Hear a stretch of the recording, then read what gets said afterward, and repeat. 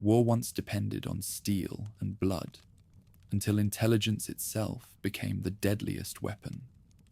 In the heart of Britain's Bletchley Park, a quiet mathematician named Alan Turing built a machine that could think faster than any army could move. While bombs fell over Europe, his algorithms turned chaos into clarity, decoding the secrets of the Reich and altering the course of history. Yet the genius who helped end the war would be destroyed by the peace he secured. This is the paradox of victory, when saving humanity demands a mind the world isn't ready to understand. The night smelled of damp paper and burnt circuits.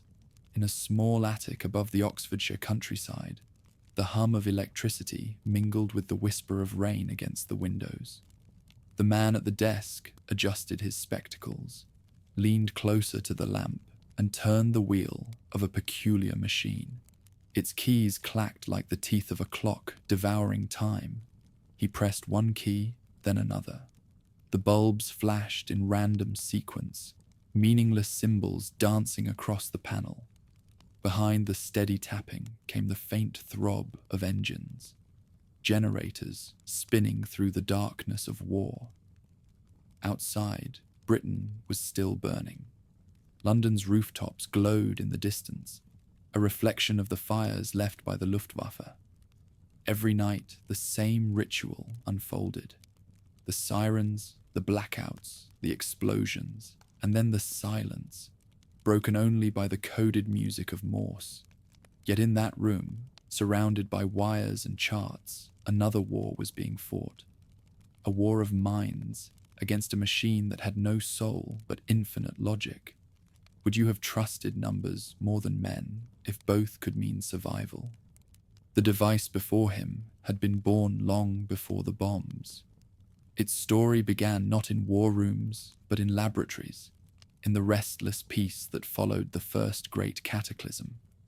The First World War had turned communication into a weapon. For the first time, armies spoke across continents, and the art of concealment became the art of survival.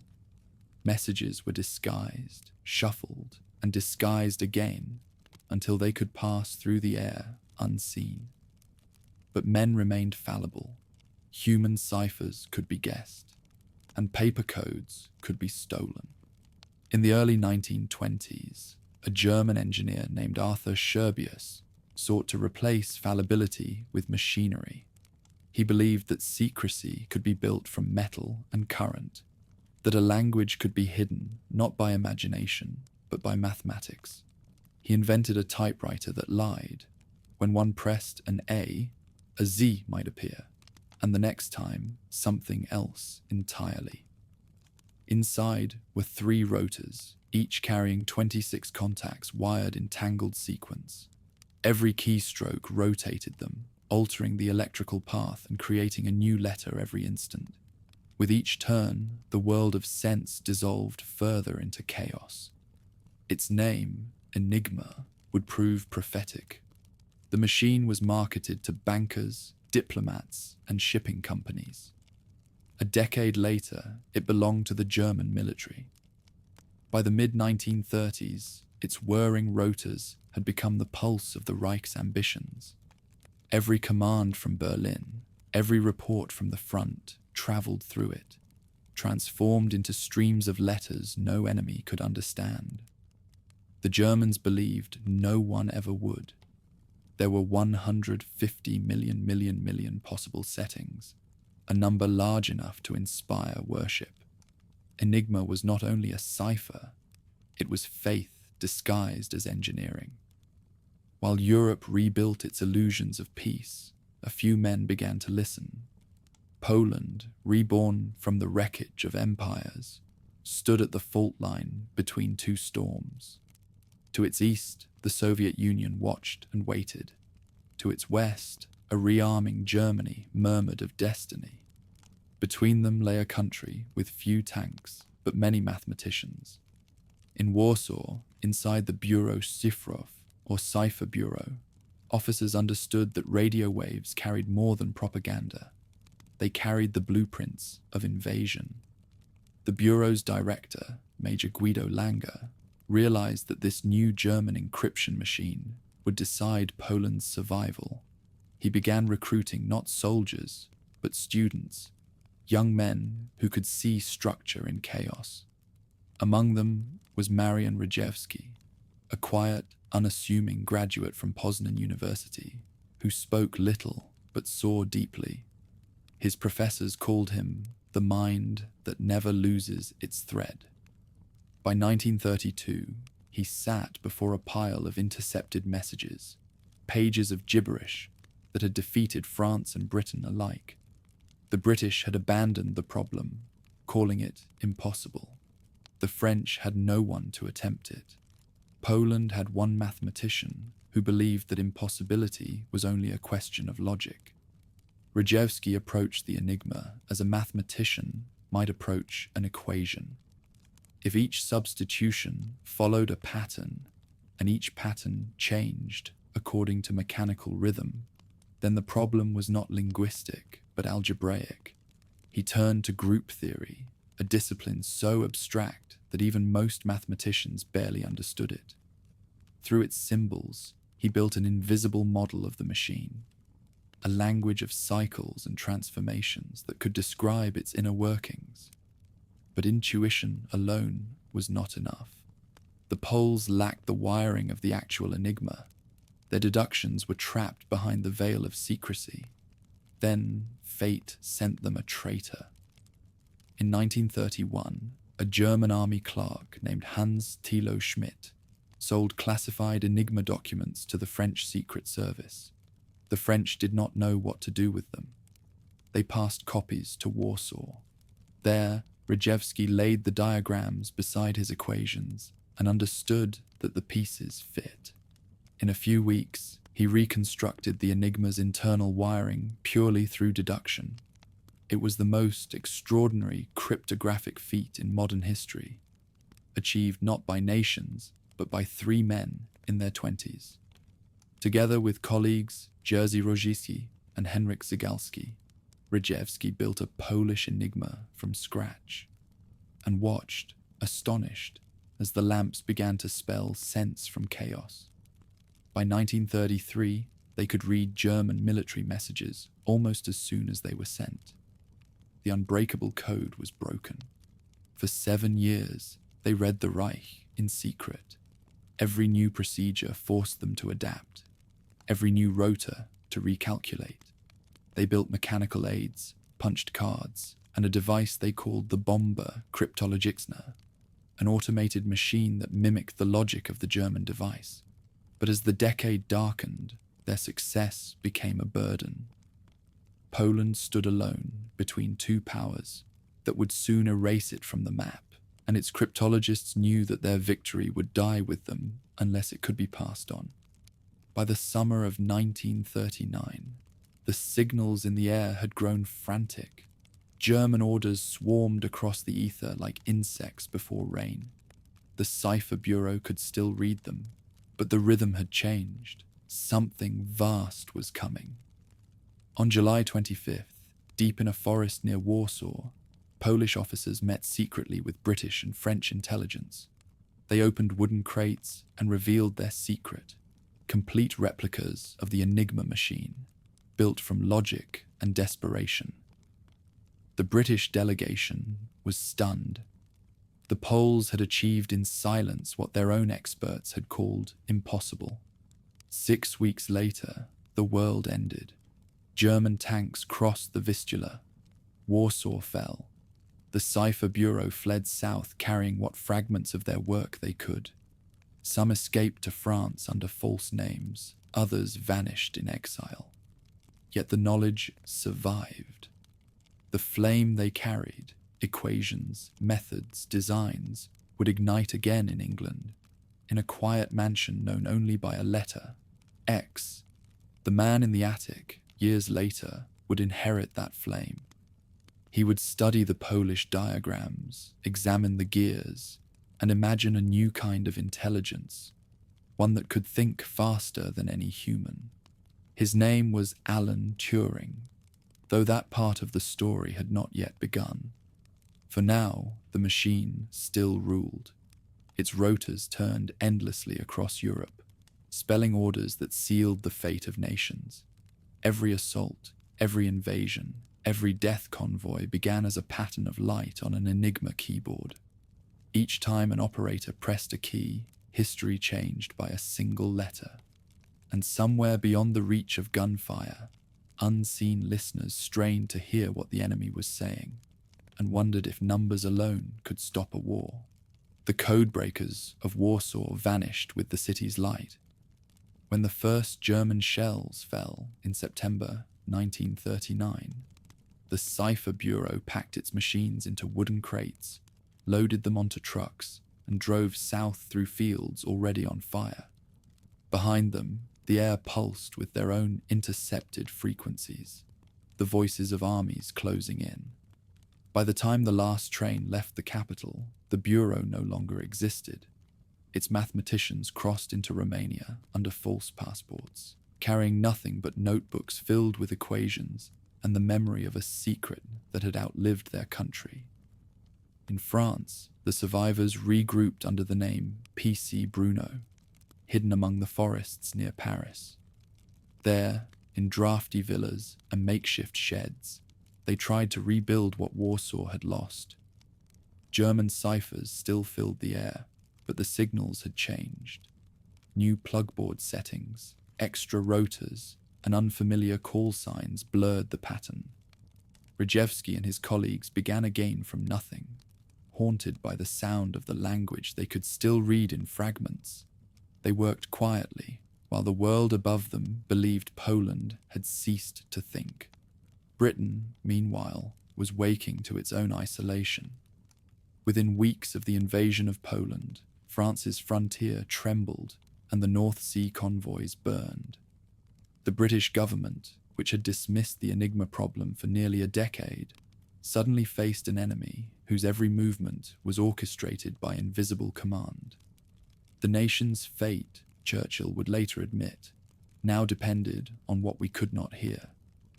The Government Code and Cipher School, a modest pre-war office in London, was ordered to expand overnight.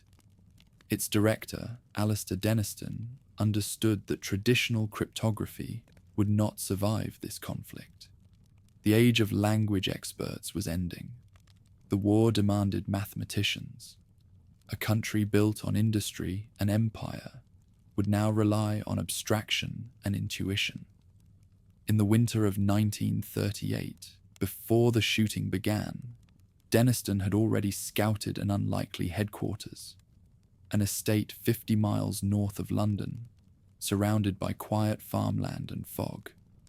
The house was neither imposing nor modern. Its chimneys leaned, its walls creaked, and its lawns smelled of rain. Yet its position, close to the railway and far from enemy bombers, made it ideal. The address was erased from official records and replaced by a single designation: Station X. When the first staff arrived, the house stood nearly empty, its floors scattered with dust and ration crates. They set up desks in drawing rooms, ran cables through fireplaces, and filled the corridors with typewriters. Outside, carpenters raised a collection of wooden huts that would soon grow like a small city. Each hut was numbered, each door guarded, each task compartmentalized. No one outside a single wall was supposed to know what anyone else inside was doing. The war's greatest intelligence center began with blackout curtains and borrowed furniture. Recruits arrived by quiet trains. They were not soldiers. Some were classics scholars, others mathematicians, linguists, chess champions, Egyptologists, and cryptic crossword fanatics. One candidate was reportedly hired after finishing a puzzle faster than his interviewer. Another arrived still wearing an academic gown. They came from Cambridge, Oxford, and forgotten provincial colleges, drawn by letters that revealed nothing about the work ahead. Many assumed they were being trained as radio operators. Only when the doors closed behind them did they learn that their real enemy was a machine. Among those called was Alan Matheson Turing, a shy Cambridge mathematician whose mind moved in patterns few could follow. Before the war, he had written a paper describing a theoretical machine capable of performing any calculation that could be expressed in logic, a vision of mechanical thought. Now, that abstraction would find its test in steel. When he arrived at Bletchley Park in September 1939, carrying a bicycle, a gas mask, and a notebook filled with equations, few noticed him. Within months, the fate of the British war effort would rest on his ideas. At first, the new recruits could only study what the Poles had left behind. The materials from the Warsaw handoff, rotor wiring tables, diagrams, and notes, had survived in French custody and been forwarded to London. Rejewski's equations were translated and circulated among the mathematicians of Hut 6, the section assigned to Army and Air Force Enigma. They became both foundation and mystery, fragments of a method without its inventor. Turing spent long nights tracing the logic, learning to think as the Polish codebreakers had, then pushing beyond them. If human reason had once unraveled Enigma, he believed, only mechanical reason could now keep pace. The first intercepts arrived from the network of listening posts called Y stations. From cabins along Britain's coasts and colonies, operators copied endless streams of German radio traffic, thousands of groups of 5-letter gibberish, written by hand and ferried by motorcycle to Bletchley. Piles of paper grew across the huts. Every message represented a potential convoy, an attack, a bombing run. None could yet be read. Morale dipped as the war darkened. By the spring of 1940, Denmark and Norway had fallen, and France was collapsing. Britain stood alone, watching the Channel as if it were already an open grave. Inside Bletchley Park, failure felt intimate. Every unread signal was a shadowed ship. Every delay, another city set aflame. The cryptologists slept under their desks, drank too much tea, and worked through the blackout. "We are listening to the war itself," one operator wrote, "but we cannot answer it." Turing believed the problem was speed.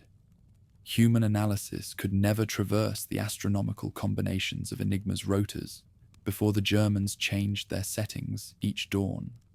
The solution, he reasoned, was to mechanize thought itself, to create a device that would test each possibility faster than any mind could. He began designing a machine built not to copy Enigma, but to hunt it, an electromechanical engine of logic that would one day be called the bomb. But before it could exist, he needed proof that the system could still be attacked at all. That proof came from France. As the German advance tightened around Paris, the remnants of P.C. Bruno fled south with their records. In the chaos, they managed to pass on fresh intercepts and procedural notes to the British attachés. Among the papers was confirmation that the Germans had recently increased the Enigma's complexity with additional plugboard cables. Yet the underlying structure remained the same. The Poles had been right. The machine could evolve, but it could not escape its own mathematics. The information arrived at Bletchley in June 1940, days before France fell. Within a month, Churchill would call that desperate summer their finest hour. For the codebreakers, it was a beginning. They now possessed enough fragments to rebuild the enemy's daily keys, and a mandate that could no longer be questioned. Station X expanded like a living organism. New huts appeared weekly, teleprinter lines hummed, motorbikes roared in with dispatches from the Y stations at all hours. Each section specialized. Hut 3 analyzed decrypted intelligence. Hut 6 attacked Army Enigma, and soon Hut 8 would focus on the Navy. The codebreakers moved between them like ghosts, speaking in abbreviations and initials that meant nothing to the outside world. Even inside the park, secrecy ruled. A mathematician might sit 10 feet from a linguist for years without knowing what the other truly did. Discipline gave way to obsession. Some workers remained at their desks for 40-hour stretches. Others refused to leave until the day's intercepts yielded a pattern. One young woman remembered the sound of the generators vibrating through the walls, a constant reminder that the machines never slept. It felt, she wrote later, as if we were inside the brain of something vast. In the midst of exhaustion, small victories appeared. German operators who repeated call signs, weather reports that contained predictable phrases, careless habits that opened cracks in the armor of Enigma. These fragments, called cribs, became the lifeblood of the attack. From them, patterns emerged. Logic began to answer logic. By late 1940, Turing's first prototype of the bomb was taking shape at the British Tabulating Machine Company in Letchworth. As engineers assembled its drums and circuits, the air war over Britain reached its height. Above the countryside, searchlights crossed like blades. Below, the rooms of Bletchley Park glowed dimly behind blackout curtains. When the all-clear siren finally sounded, work resumed without pause. No one at Station X spoke publicly of what they were building. Outside its gates, few even knew the place existed. But within its narrow corridors, among the smell of oil and ink and damp paper, something unprecedented was forming. A community of minds bound by secrecy, ingenuity, and fatigue. Each believed that if they could pierce the Enigma once more, Britain might survive long enough to strike back. The last trains from London arrived past midnight, bringing more recruits, more intercepts, more unbroken strings of letters. The war of machines was expanding, and the machine was winning. Yet inside Hut 6, a mathematician stood over a diagram of gears and relays, imagining movement faster than thought. The world outside waited for invasion. He was already building the counterattack. Before the year ended, the quiet of Bletchley Park would give birth to the first true fusion of man and mechanism, a partnership that would change both the war and the future itself. Europe fell faster than anyone believed possible. When German panzers crossed the Polish frontier, they did so with a speed that defied maps. Cities surrendered before their names reached London. In the skies above Warsaw, bombers followed paths guided not by luck, but by coordination. Orders transmitted through the invisible lattice of Enigma. Within 3 weeks, Poland's army was divided, its borders erased, its messages silent. But a few of its cryptologists were still alive, moving west under assumed names, carrying the knowledge that the German code was not divine. Their escape was the first act in a new kind of resistance, one measured not in miles, but in patterns. France became their refuge. The team that had broken Enigma once now hid in a chateau near Paris, its halls lined with radios and chalkboards. They called their new home P.C. Bruno. There, Marian Rejewski and his colleagues listened to the same frequencies they had known in Warsaw, only now the signals multiplied as the Reich expanded. Each intercept was a reminder of the world collapsing around them: Norway, Denmark, the Netherlands, Belgium, all falling with the same mechanical precision that their equations had once described. From the north came another sound, the rolling thunder of German armor. Blitzkrieg, they called it, lightning war. Tanks and aircraft striking in synchronized bursts, converging on their targets like the gears of an engine. The brilliance of the tactic lay not only in steel, but in communication. Each unit knew exactly when to move, because each message arrived intact, encrypted by the same device that Poland had warned the Allies about. and that they had been too slow to understand. By May 1940, the Wehrmacht was racing toward the English Channel. French defences cracked in days.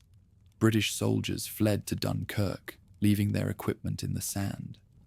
Across the Channel, Britain stood suddenly alone. Her cities exposed, her navy overstretched, her allies gone. "We shall fight on the beaches," Churchill declared. But in the radio rooms of the Admiralty, another question loomed. How can we fight what we cannot read? The first answer came from the quiet fields of Buckinghamshire. Bletchley Park had now become the beating heart of Britain's invisible war. The wooden huts multiplied until they formed a small labyrinth. Each smelled of damp paper, ink, and exhaustion. Inside Hut 6, Turing's mathematics met the stubborn rhythm of intercepted traffic. Across the courtyard, Hut 3 turned whatever fragments they could decipher into intelligence reports for the armed forces. The process was so compartmentalized that one team rarely knew what another had achieved. It was secrecy feeding secrecy, a fortress built from silence. At first, there was only failure. The German military had altered the Enigma's procedures again, adding more plugboard cables, new rotor orders, and stricter discipline. Each morning at midnight, the cipher keys changed, rendering the previous day's breakthroughs worthless. The operators of the Luftwaffe and Wehrmacht followed their instructions with mechanical precision. Even when Britain's intercept stations filled the air with captured messages, they remained as unreadable as the first ones Poland had intercepted a decade earlier. Inside the huts, morale wavered. Messages arrived by the thousands, typed, catalogued, and filed in cabinets that grew heavier each week. For the linguists, it was a purgatory of noise. For the mathematicians, an impossible equation renewed daily. Some worked themselves to collapse. Others simply stopped speaking. "We are drowning in letters," one clerk wrote, "and none of them form words." Then, almost by accident, a weakness appeared. The German Air Force, the Luftwaffe, prided itself on order. And order breeds repetition. Weather stations transmitted daily forecasts with the same phrase, Wetterbericht für morgen, weather report for tomorrow. Each time those words were encrypted, they produced a familiar rhythm inside the cipher text. These predictable fragments became what the codebreakers called cribs, footholds in the mountain of permutations. A single repeated phrase could reveal how the rotors had been set, if one had the patience to test every possibility. Patience, however, was the one thing Bletchley lacked. Turing realized that no number of clerks could perform such testing by hand. The answer had to be mechanical, a device that could try combinations automatically until one produced coherent German. He sketched a system of rotating drums wired to simulate the logic of several enigmas running in parallel. Each drum represented a rotor. Each movement tested a new possibility. The machine would not solve the code.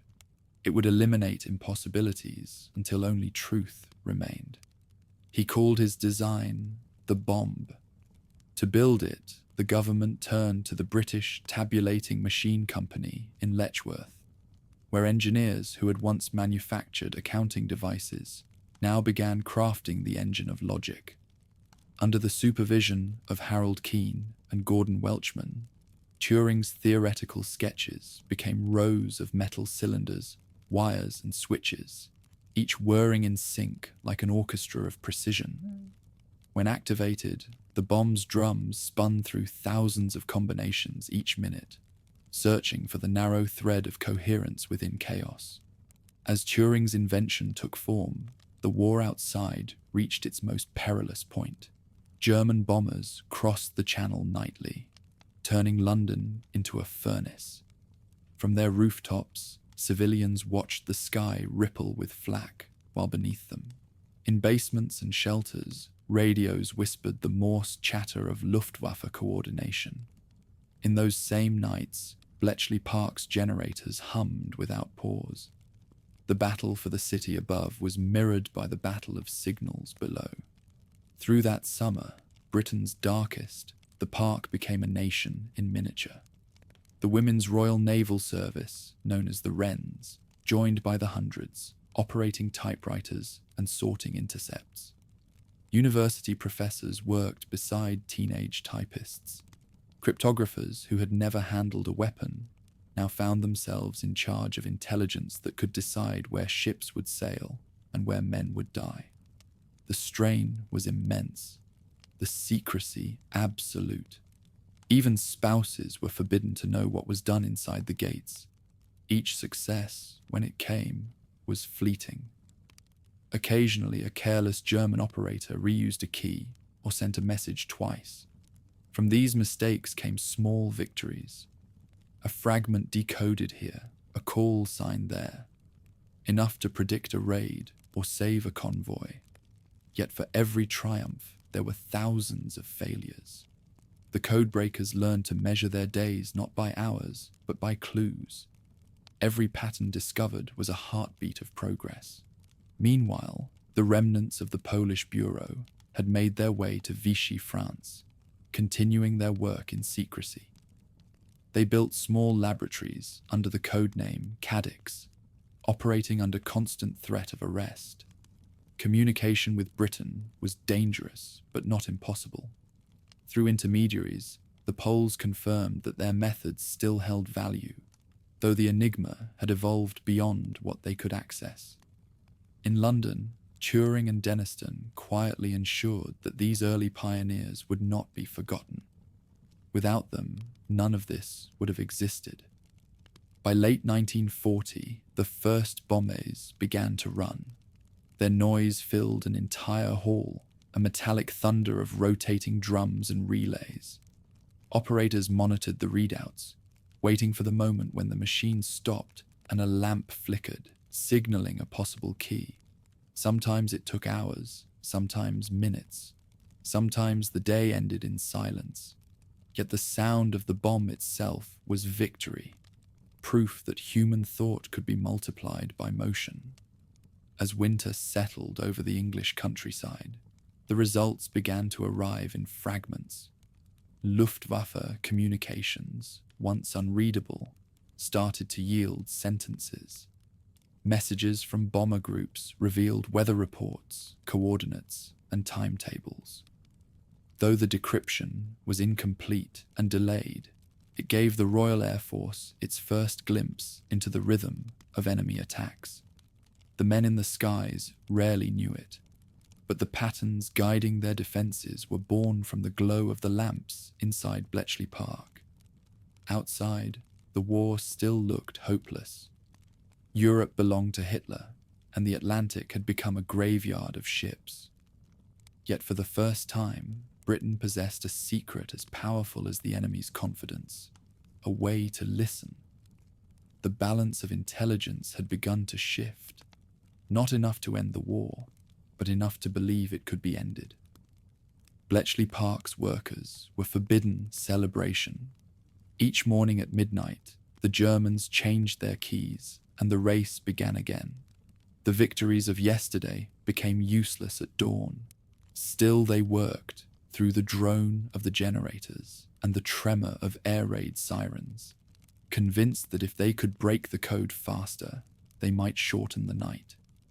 When Churchill visited the park for the first time, he called them the geese that lay the golden eggs and never cackled. Few there heard the praise. It was classified. Their success would remain hidden for decades. But that autumn, as bombs fell over London and searchlights crossed the sky, a quiet certainty took root among the huts. The machine that once ruled the war was beginning to serve its enemies. And deep within the wooden walls of Hut 8, Alan Turing watched the drums of his invention turn and listened to the hum of what he had created. In that sound, he heard the first faint reply to the rhythm of the Enigma. the echo of human reason answering the call of the machine. The machines did not rest. Night after night, the drums of the bombers turned through their endless combinations, while the operators, mostly young women of the Wrens, listened to the metallic heartbeat of logic. They sat in long rows beneath the humming cables, marking readouts by hand, their faces pale under fluorescent light. When a lamp froze on a letter, it meant possibility. When the drums stopped, it meant hope. Each pause in the rhythm might have been the line that separated survival from loss somewhere at sea. By 1941, Britain had become an island of endurance. The Battle of Britain had been won in the air, but in the Atlantic, the war was still being lost. German U-boats hunted convoys like wolves. Every merchant ship sunk meant fewer rifles, fewer rations, fewer gallons of fuel for the planes that still guarded the sky. And each U-boat was guided by messages encrypted through the most sophisticated form of Enigma yet devised, the naval Enigma, or shark. The challenge was unlike any before. The naval version used different procedures, additional plugboard pairs, and tighter discipline. Errors that had betrayed the Luftwaffe were absent here. To the men of Bletchley Park, the ocean itself seemed to speak in an unbreakable code. The newly formed Hut 8, placed under Alan Turing's leadership, was created for this purpose alone. Its task, to break the Navy's Enigma and map the positions of U-boats before they struck. Turing shared command with the chess prodigy Hugh Alexander, a man whose calm precision contrasted Turing's restless abstraction. Their combined method was simple in theory, merciless in practice, an unending search for order hidden within apparent disorder. The first months brought nothing but defeat. Convoys vanished mid-Atlantic without warning. Oil slicks and wreckage arrived on British shores. Bletchley's intercepts multiplied, but they remained dead on the page.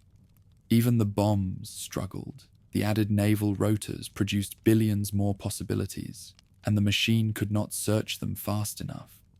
Operators worked double shifts, feeding endless sheets of cipher into the system, chasing meaning through noise. Sometimes, late at night, when the last light in the hut burned low, the walls themselves seemed to hum with frustration. Outside the park, the war was collapsing toward catastrophe. France had fallen. Across the channel, the Gestapo confiscated code books from captured transmitters. The Polish cryptologists who had fled Warsaw now fled again. Rejewski, Rojicki, and Zygalski moved south toward the unoccupied zone, carrying only what they could hide. They eventually re-established a small station near Marseille under the codename Cadix. From there, they continued the same work they had begun in Poland a decade earlier, now surrounded by enemy territory. Their reports reached Britain through fragments and couriers, confirming what Bletchley already feared, that Enigma had grown more complex than ever. The codebreakers responded not with despair, but with invention. Turing and Welchman redesigned the bomb, introducing a new component they called the diagonal board, which allowed the machine to test multiple logical paths simultaneously. What once took days could now be done in hours. The mechanical noise increased to a deafening roar, but within that noise lay the rhythm of discovery. Slowly, methodically, the bombers began producing consistent results against the Luftwaffe traffic again. It was not victory, but it was progress. Inside the huts, discipline became ritual. The day began and ended with intercepts, piles of 5-letter groups, copied by Y-station operators who often never knew what they were hearing. Motorcycles arrived at dawn, carrying sacks of messages wrapped in oilcloth. Clerks counted, stamped, and distributed them. Linguists searched for repeated phrases, Mathematicians translated them into logical diagrams. Engineers converted those diagrams into machine settings. Every part of the process depended on every other, and none of it could be explained outside the gates. Secrecy was no longer a rule, but an instinct. Life at Bletchley Park existed outside ordinary time. Meals were irregular, clocks were meaningless. Workers lived in a haze of fatigue and adrenaline, their minds half in German syntax and half in algebra. They spoke in fragments, abbreviations, initials, keys, cribs, steckers, rings.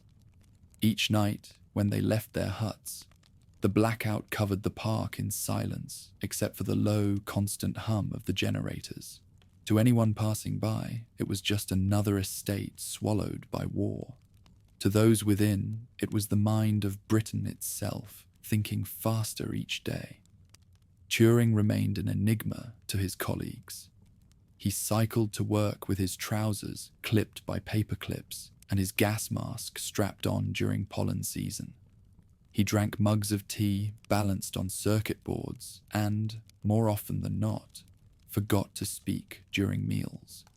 Yet behind his distracted manner lay a focus that frightened those who understood it. He treated the enigma not as an opponent, but as a problem of logic that would, by its nature, eventually reveal itself. When asked once how he could endure the monotony of testing millions of false keys, he replied only, "Because one of them is true." His belief proved right sooner than anyone expected. In the spring of 1941, a German operator committed a tiny, fatal error. He sent a message twice with the same key, changing only a single letter. It was the kind of mistake the Navy's manual explicitly forbade, but fatigue and routine had eroded discipline even in the Reich's most secret branch. The duplicate transmission reached a Y station in Scarborough and was rushed to Bletchley by night train. Within hours, Turing and Alexander identified the overlap. For the first time, the structure of naval Enigma cracked open. The machine that had blinded Britain's convoys began to speak in fragments. It was not enough to win the Battle of the Atlantic, but it was enough to believe it could be won. Decoded messages revealed the movements of a few wolf packs, the composition of a few patrols. The Admiralty could reroute convoys in time to avoid ambushes. Losses decreased for a week, then a month. In the endless calculus of war, even a few saved ships were miracles measured in lives. Then disaster returned. In early June 1941, the Germans added a fourth rotor to the naval Enigma, increasing its permutations beyond the reach of the bombs. Once again, the messages turned to unreadable noise. Hut 8 went dark. The operators could only listen to the drums spin in futility. Some nights, they simply turned the machines off to save power. The Atlantic became silent again, but only for the Allies. What followed was the hardest season Bletchley ever faced. The warships that had relied on ultra-intelligence were suddenly blind. In the North Atlantic, entire convoys were lost. The names of the ships blurred into casualty lists. Turing, exhausted, considered abandoning the naval problem altogether. His colleagues convinced him otherwise. "We've seen the pattern once," Alexander told him. "We'll see it again." It was not encouragement so much as defiance. They returned to work. Outside the huts, the war's theater widened. Germany turned east and invaded the Soviet Union, flooding the airwaves with new ciphers. Italy entered the Mediterranean conflict, using a naval enigma of its own. Each front added another layer to the labyrinth of signals. The park expanded to meet it. Dozens of new bombers were built across secret sites in Britain, from Wavendon to Stanmore. The noise of their rotation became the soundtrack of a nation at war. At last, fortune shifted. In May 1941, The Royal Navy captured a German U-boat, U-110, and recovered its cipher books intact. The material reached Bletchley within days. Turing used the documents to reconstruct the four-rotor logic. By summer, Hut 8 could read sections of Naval Enigma again. From those decrypts came the first detailed maps of U-boat positions, the first clear understanding of how Admiral Dönitz controlled his fleets. It was the difference between blindness and sight. The breakthrough did not end the peril. Convoys still vanished, and men still died in freezing water, but it marked the moment when the tide of information began to flow backward toward Britain. In a war where every weapon was running out, planes, fuel, ships, knowledge itself became ammunition. And Bletchley Park, unseen and unnamed, was now the arsenal that produced it. By autumn, the codebreakers had learned to live between success and failure. Each victory lasted only until midnight, when the Germans changed their settings again. Each morning began at 0. The young women of the Wrens wound the bombs for another day. The mathematicians sharpened pencils and returned to their equations. The motorbikes arrived with new bundles of ciphertext. Outside the gates, the rain fell, as it had on every English morning since the war began. Inside, the hum of the machines continued, relentless and cold, as if the war itself were thinking through them. They did not know it yet, but their patient noise had already begun to shorten the war. For the first time in history, the battle for the world's future was being decided by logic circuits, spinning wheels, and the human will to understand what was never meant to be understood. And as winter approached, that quiet war of codes was only beginning to reveal how much could be won by those who refused to speak of victory at all. The room shook with a sound that was not quite mechanical and not quite human. A steady, rolling thunder of logic. Inside the brick outbuilding on the edge of Bletchley Park, 64 drums turned in synchrony, their shafts gleaming under harsh light. Wires hung from the ceiling like roots. The air smelled of hot oil and ozone. At the far end of the hall stood a man in a rumpled jacket, watching his creation move as if it were breathing. Each rotation was a thought made visible. Each click was a question asked and answered at impossible speed. This was the first Bombay, and it was alive. Alan Turing had imagined it months earlier, sketching its circuitry on scraps of paper during the blackouts. He had wanted not a machine that mimicked men, but one that could outthink them. His reasoning was brutally simple. The Germans changed Enigma settings every 24 hours. Therefore, the British had 24 hours to rediscover them.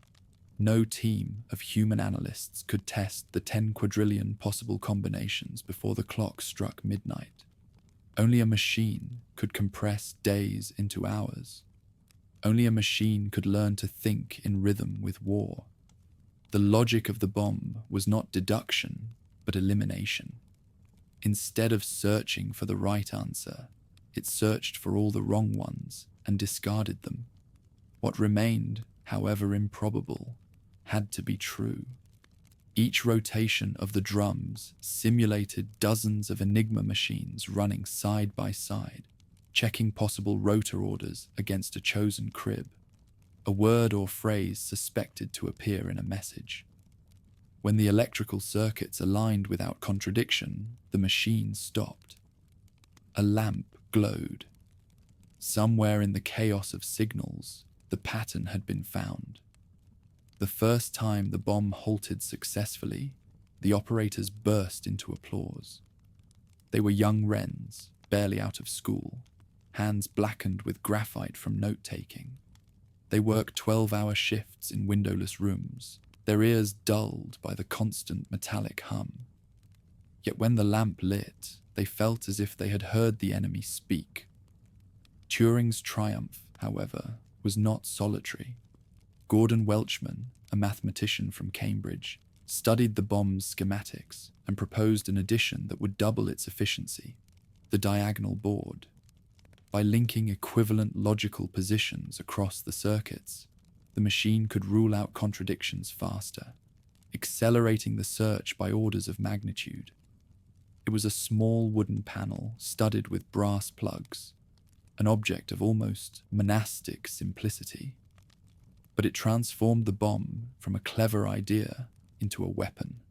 Together, Turing and Welchman had built something the world had never seen, an electromechanical mind that could reason through permutations. By late 1941, the network of bomb bays had multiplied. New models operated in secret outposts across southern England, their rotations synchronized like the beating of many hearts. The staff called them by names: Agnus Dei, Victory, Phoenix, as if each possessed a soul. Messages arrived by the thousands from the Y stations, endless pages of 5-letter groups copied from Morse. Once meaningless, now they passed through the bombers and emerged transformed, first as fragments, then as full sentences, finally as understanding. For the first time, Luftwaffe Enigma was being read systematically. Turing's machines broke the daily keys often enough to keep pace with the war in the air. The decrypted messages, stamped ultra-secret, were sent by motorcycle to the Air Ministry and the Admiralty before dawn. Each one carried decisions: where to deploy fighters, which convoys to divert, which airfields to strike before they struck first. The men who acted on them rarely knew their origin. The intelligence was simply labeled from a reliable source. Inside Bletchley Park, exhaustion became a way of life. The mathematicians worked among the wrens, their desks littered with tea mugs, rotor diagrams, and half-burnt cigarettes. Conversations blurred into half-sentences, rotor 2 swapped. Plug 6 misset. The day had no real beginning or end. The only measure of time was the sound of the bombers slowing down, stopping, starting again. Secrecy demanded that none of this leave the park. Letters home spoke only of clerical work. Parents and friends imagined dull offices. Few guessed that their children were intercepting the mind of the Reich. Even within Bletchley, compartmentalization ruled. Those in Hut 6, focused on the Army and Air Force ciphers, were forbidden to know what Hut 8 was doing with the Navy's Enigma. Analysts who might have shared lunch avoided asking questions that could not be answered. The silence was absolute, yet within it something extraordinary was forming. A collective intelligence, hundreds of minds thinking as one. Among them, Turing remained the strangest presence, brilliant, forgetful, and sometimes painfully shy. He rarely looked people in the eye, spoke in short bursts, and seemed perpetually distracted by ideas no one else could follow. But when he explained a concept, the room fell still. To him, the bomb bay was not merely a tool of war. It was a proof of something deeper, that reasoning itself could be mechanized, that thought could exist in circuits. A machine can do anything that can be described, he once said, half to himself. In that remark lay the seed of everything that would follow after the war. For now, the machines served a single purpose: to keep Britain alive. Each successful decryption revealed the habits of an enemy convinced of its own invulnerability. German pilots opened every transmission with "Heil Hitler," a phrase so common that it became a favorite crib at Bletchley. Weather reports followed predictable formats, giving the bombs an initial grip on the day's key. Even small details, the way operators repeated introductions or used the same code words for locations, became cracks in the armor of secrecy. To the codebreakers, these human flaws were gifts. They called them the kindness of the enemy. As the flow of intelligence increased, so did the moral burden. The decrypts were precise, sometimes devastating. A report might reveal the coordinates of a bomber group, leading to an ambush that left hundreds dead. Another might arrive too late to save a convoy already destroyed. The people at Bletchley worked in the knowledge that their success and their failures alike cost lives. Yet they could never speak of either. They celebrated in silence, grieved in silence, and returned to work. Among the first fruits of the new system came a victory that echoed far beyond its immediate scale. In early 1941, messages intercepted from the Italian Navy, using a variant of Enigma, were deciphered by Dilly Knox and a young cryptanalyst named Mavis Beatty. The intelligence revealed the position of the Italian fleet preparing to attack British ships near Cape Matapan. Admiral Andrew Cunningham used the information to launch a surprise counterattack. The result was devastating. 3 Italian cruisers sunk, thousands lost. The press called it a triumph of naval tactics. Only a handful of people knew it had begun with a code. That success electrified Bletchley. It proved that ultra-intelligence, as the stream of decrypts was now codenamed, could shape real battles. Within weeks, new requests flooded in from the Admiralty, the RAF, and the War Office. Every commander wanted the invisible advantage. The park expanded again. More huts, more bombs, more wrens. The quiet mansion that had once housed a few hundred thinkers now held thousands. From the air, it looked like an ordinary estate. From within, it felt like the center of gravity in a war that spanned continents. The victories were measured not in headlines, but in days of survival. Britain's supply lines held through the winter of 1941 to 42. The Luftwaffe's raids, once relentless, grew erratic. Each time a bomber formation was intercepted, each time a convoy reached port unharmed, the codebreakers knew, though they could never say, that the lamp that had glowed on the bomb hours earlier had made the difference. And still, they pushed further. For Turing, the bomb was only the beginning. He began sketching designs for machines that could process logic more flexibly, unbound from the limits of Enigma. He spoke of universal computation, of devices that could perform any task describable in symbols. His colleagues humored him.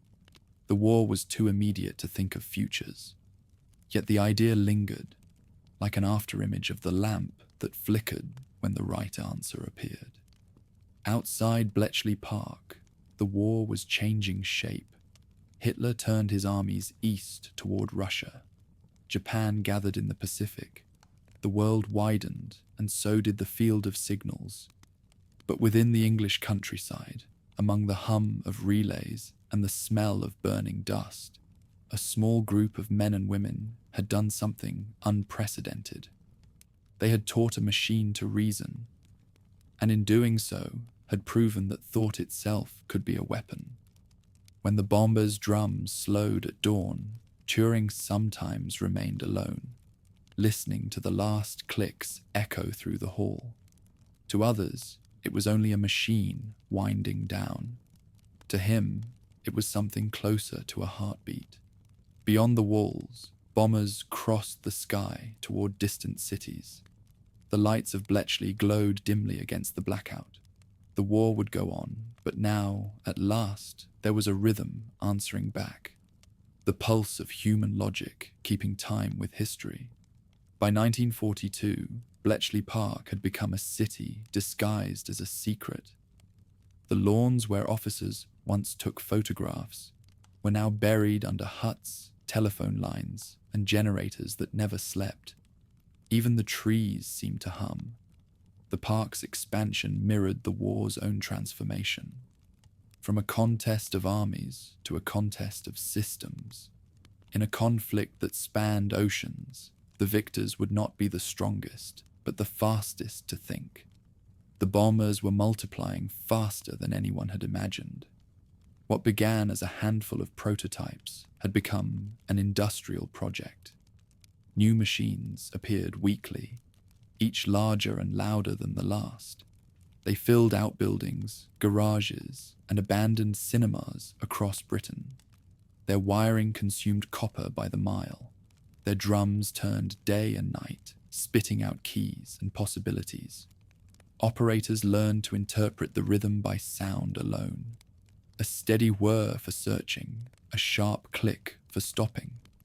The sound became the metronome of the hidden war. To feed these machines, Britain created a vast network of Y stations, listening posts stretching from Scotland to the Mediterranean. Operators tuned their receivers to the German frequencies, scribbling Morse in cramped notebooks while bombers passed overhead. Messages travelled from the coast to Bletchley by motorbike, train, and pneumatic tube. Each sheet of gibberish was a fragment of thought stolen from the enemy. The entire system was alive, pulsating between human hands and mechanical gears, between silence and revelation. Among the thousands who kept it alive were the Wrens, the women of the Women's Royal Naval Service. They were the true operators of the bombs, the ones who turned theory into motion.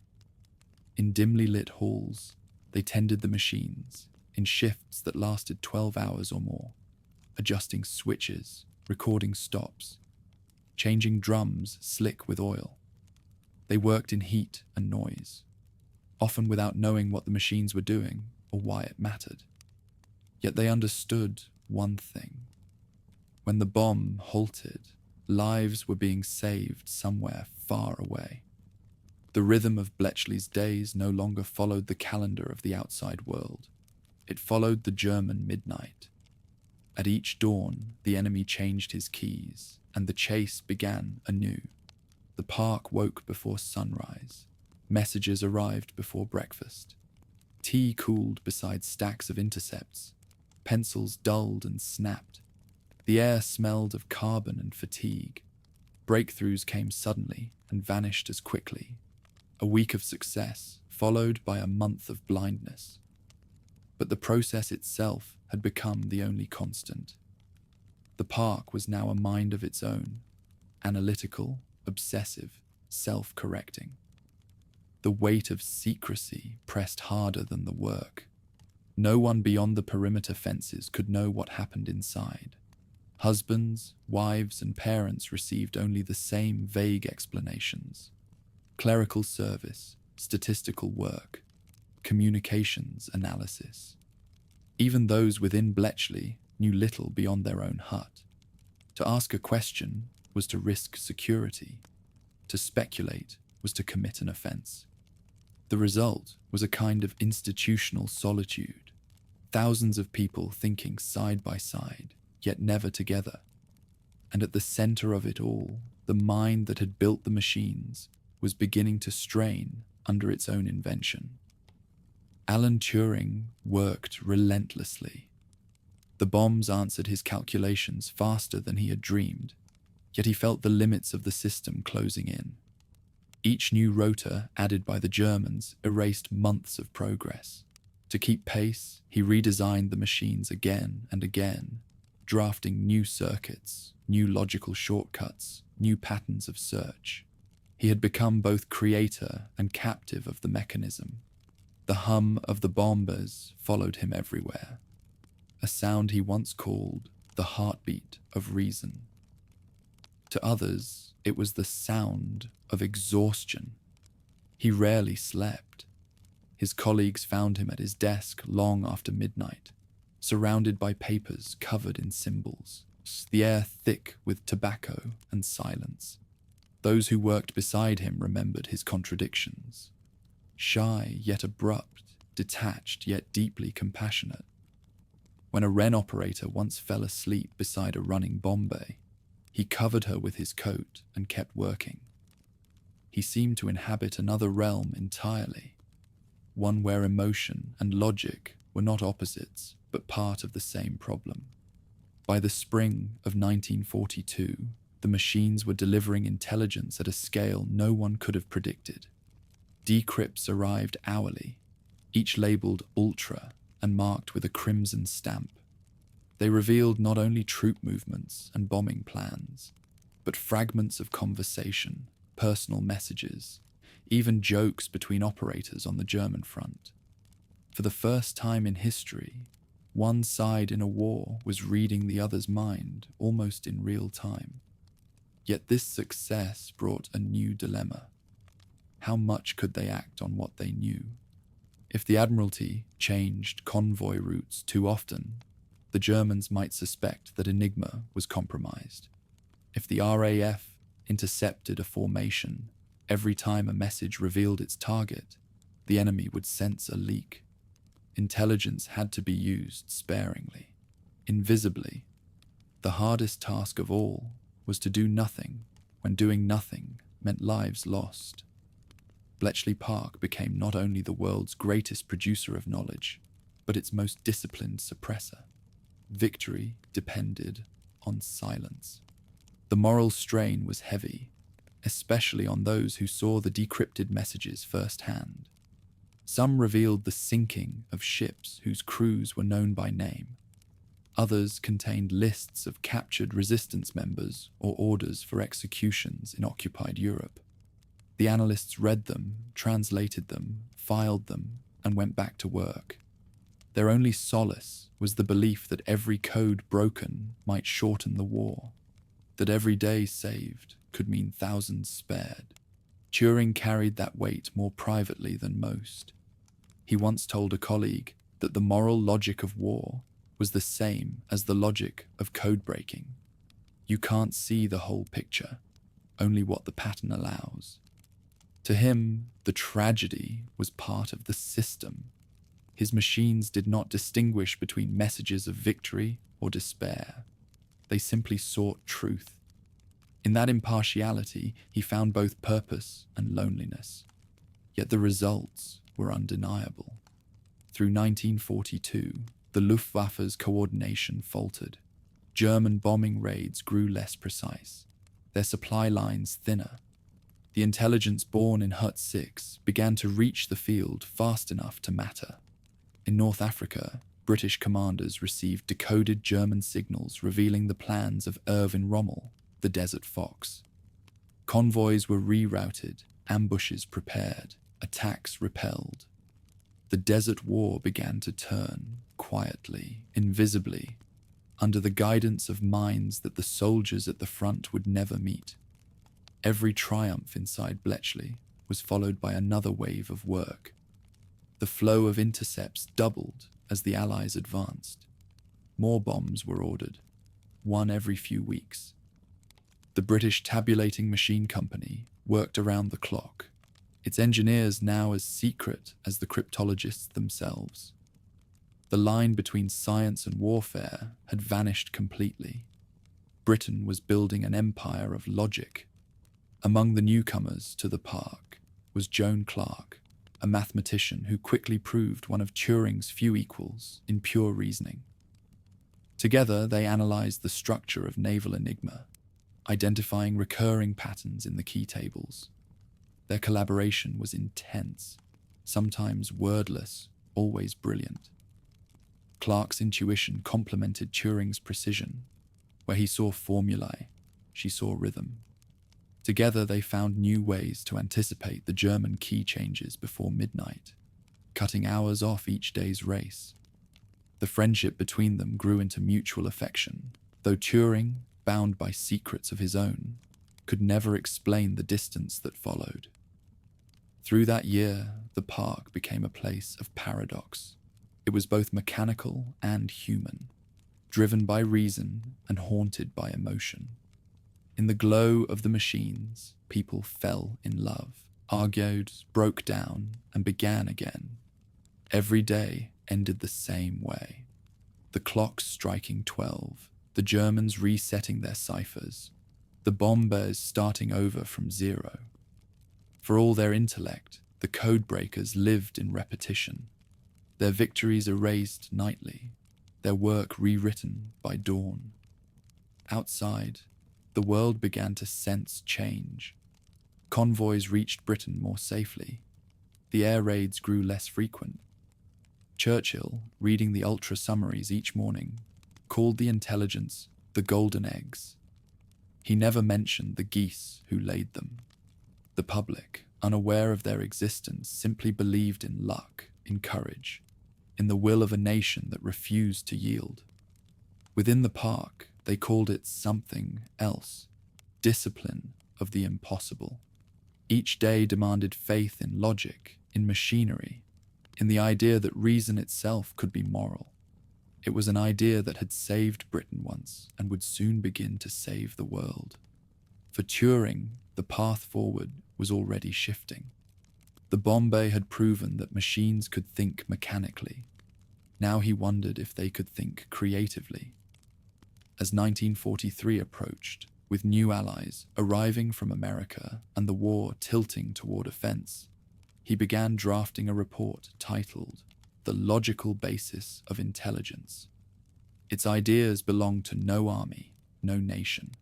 They belonged to the future. But the future was still being written in code. Outside, across the cold Atlantic, new wolf packs gathered, waiting for convoys that had not yet sailed. The Germans were preparing the next evolution of Enigma, a four-rotor monster that would blind the Allies once again. And the minds of Bletchley Park, already pushed beyond exhaustion, would have to rise to meet it. The war of logic was far from over. The machines would keep turning, and with them, the men and women who had given up their names to think in silence. As 1943 began, the hum of Bletchley Park was louder than ever. The heartbeat of reason echoing through the dark, the sound of humanity refusing to surrender its mind. The ocean was black and endless. Under a sky stripped of stars, a convoy of merchant ships crawled across the Atlantic like a chain of dim embers. Their lights were shuttered, their engines throttled low, but the sea carried every sound. Somewhere beyond the horizon, a German U-boat listened.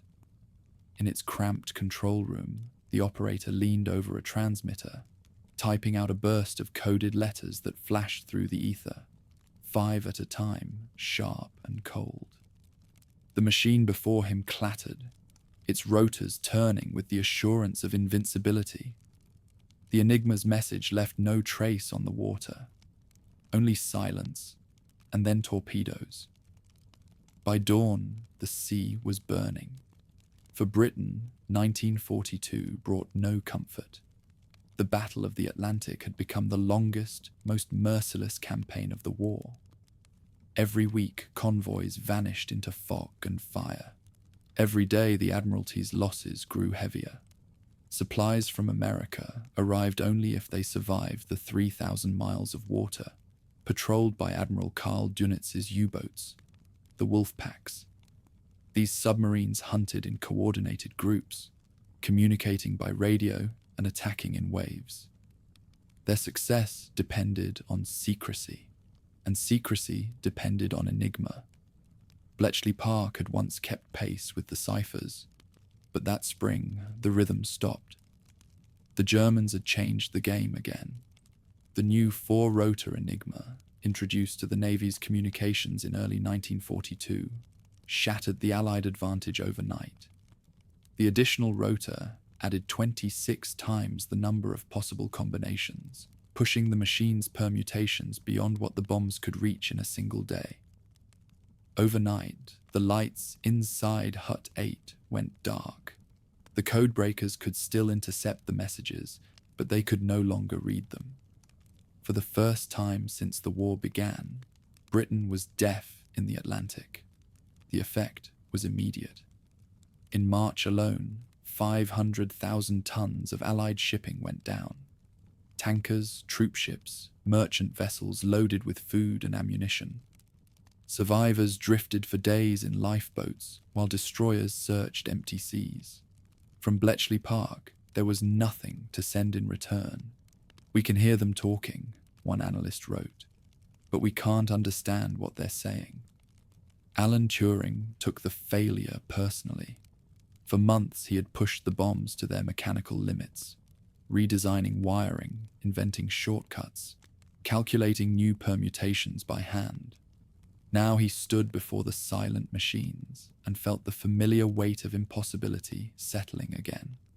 He began working longer hours, cycling through rain and blackout to his hut before dawn, his coat soaked, his tea cold. The few who saw him during those weeks remembered the same expression, distant, unblinking, calculating what could not yet be calculated. The pressure was unbearable. Each unreadable message represented men dying at sea. In the Admiralty's war rooms, maps were marked with red pins for every lost ship. Churchill, who read the ultra-summaries each morning, stopped receiving them altogether. The only thing that ever really frightened me, he later said, was the U-boat peril. Inside Bletchley, morale broke before the code did. Some of the Wrens cried quietly at their posts. Others worked in silence until their fingers bled. The generators kept running, but the machines produced only noise. For the first time, the park's workers began to wonder if the enemy's faith in the unbreakable machine had finally been justified. Then, out on the freezing Atlantic, fate intervened. In May 1941, before the four-rotor Enigma had even appeared, a British destroyer had forced a U-boat, U-110, to surface after a depth charge attack. The German crew abandoned ship, believing it would sink. But it didn't, not immediately. A boarding party from HMS Bulldog climbed into the vessel and found the control room intact. On the desk lay the Enigma machine itself, still slick with seawater, alongside soaked codebooks and signal tables. They gathered everything, stuffed it into sacks, and escaped moments before the submarine finally went under. The captured material, preserved in secrecy, would later become priceless. Now, in 1942, with the new Enigma blinding them again, the codebreakers turned to those captured documents. Among the salvaged tables were the procedures for earlier months, outdated but not useless. They provided a glimpse into the structure of naval Enigma and the way its operators set their keys. Using these as a guide, Turing and his team began rebuilding their logic from the inside out. Each new intercept added data. Each failure narrowed the possibilities. The process was mechanical archaeology. They were digging through the layers of the machine's logic, searching for its new skeleton. Weeks passed before the first crack appeared. A message from a U-boat to headquarters contained a repeated letter pattern, a rare operator error. When run through the modified bomb, the machine paused. One lamp glowed. The result revealed part of the day's key. Not enough to read the message, but enough to prove the wall could be breached again. Within hours, the park roared back to life. "We are in the game again," Turing said simply, and returned to work. The Admiralty felt the difference almost immediately. By mid-1942, partial decrypts began reaching London again. They showed where wolf packs gathered, which routes were safe, and which convoys faced imminent attack. For the first time in months, the British Navy could plan rather than react. Ships were diverted around danger. U-boats found empty seas. Slowly, invisibly, the balance of the Atlantic began to shift. The human cost remained staggering. Merchant sailors still froze in the water, and rescue ships still sailed into ambushes. But behind every success, the shadow of Bletchley grew. Intelligence officers began referring to their invisible benefactors only as the Source. The crews who survived never knew that their salvation had begun, not on the bridge of a destroyer, but in a wooden hut miles from the sea. By late 1942, the four-rotor Enigma no longer terrified the cryptologists. It challenged them. They reconfigured the bombs to handle the extra wheel by isolating it and running partial searches for each of its 26 positions. The work was slower, but possible. Each day's solution took longer, but it came. The sound of the machines returned to its steady rhythm, the hum of methodical defiance. Bletchley Park was breathing again. Alan Turing, though relieved, was visibly exhausted. The months of strain had worn him down to silence. His colleagues noticed his absences, long walks by the lake, solitary meals, notebooks filled with unfinished equations. Yet his focus remained unbroken. He had begun training a new generation of mathematicians to manage the machines without him. The work was no longer one man's genius, but an industrial rhythm of intelligence. The machines had grown into an ecosystem, each feeding another. Britain had built the first true network of thinking machines, and Turing stood at its center, both master and prisoner of his own creation. Beyond Bletchley, the world was moving toward a broader front. In North Africa, Montgomery prepared his counter-offensive against Rommel. In Russia, the Wehrmacht bled itself dry in the snow. Across the Atlantic, American engineers joined the war, bringing new resources and new machines of their own. For Bletchley Park, this meant expansion on a scale no one had imagined possible. New facilities opened across the countryside: Eastcote, Stanmore, Wavendon, each housing lines of bombers operated by hundreds of wrens. The war of codes had become a factory of thought. Still, the sense of fragility never left them. Each new German innovation, each rumor of another cipher machine, another procedure, could erase months of work overnight. The enemy could not know how close they had come to victory by silence alone. Bletchley's greatest fear was discovery, that one careless operation, one intercepted convoy too neatly avoided, might reveal the existence of Ultra. Thus, restraint became a weapon as vital as logic. The codebreakers had to think not only of what they could learn, but what they could afford to show they knew. By the end of 1942, the tide had begun to turn. Convoy losses dropped. U-boat sinkings increased. The sea, once a grave, became a battlefield the Allies could navigate with unseen maps. In London, Churchill received the Ultra summaries again and circled one phrase in red: "The Germans do not suspect." For the men and women of Bletchley Park, there was no time to celebrate. The midnight keys changed, and the work began again. The machines hummed through the night, churning through the noise of the world until logic emerged, letter by letter, like light from beneath deep water. And somewhere in the Atlantic, a single U-boat, unaware that its words were already being read in an English country house, prepared to send another message. The operator straightened his uniform, pressed a key, and watched the lamps glow, confident, mechanical, unknowing. The signal leapt into the air, racing across the ocean to the ears of the enemy who was already listening. The war of codes had become a war of patience, and patience, at last, belonged to those who knew how to listen. The storm never really left the Atlantic. Even when the sea calmed, the radio waves above it crackled with invisible fire. Thousands of coded bursts linking U-boats to the heart of the Reich. The messages were short, clinical, almost impersonal. Positions, bearings, orders. Beneath each signal lay the same conviction that had guided Germany since the war began, that the Enigma was unbreakable.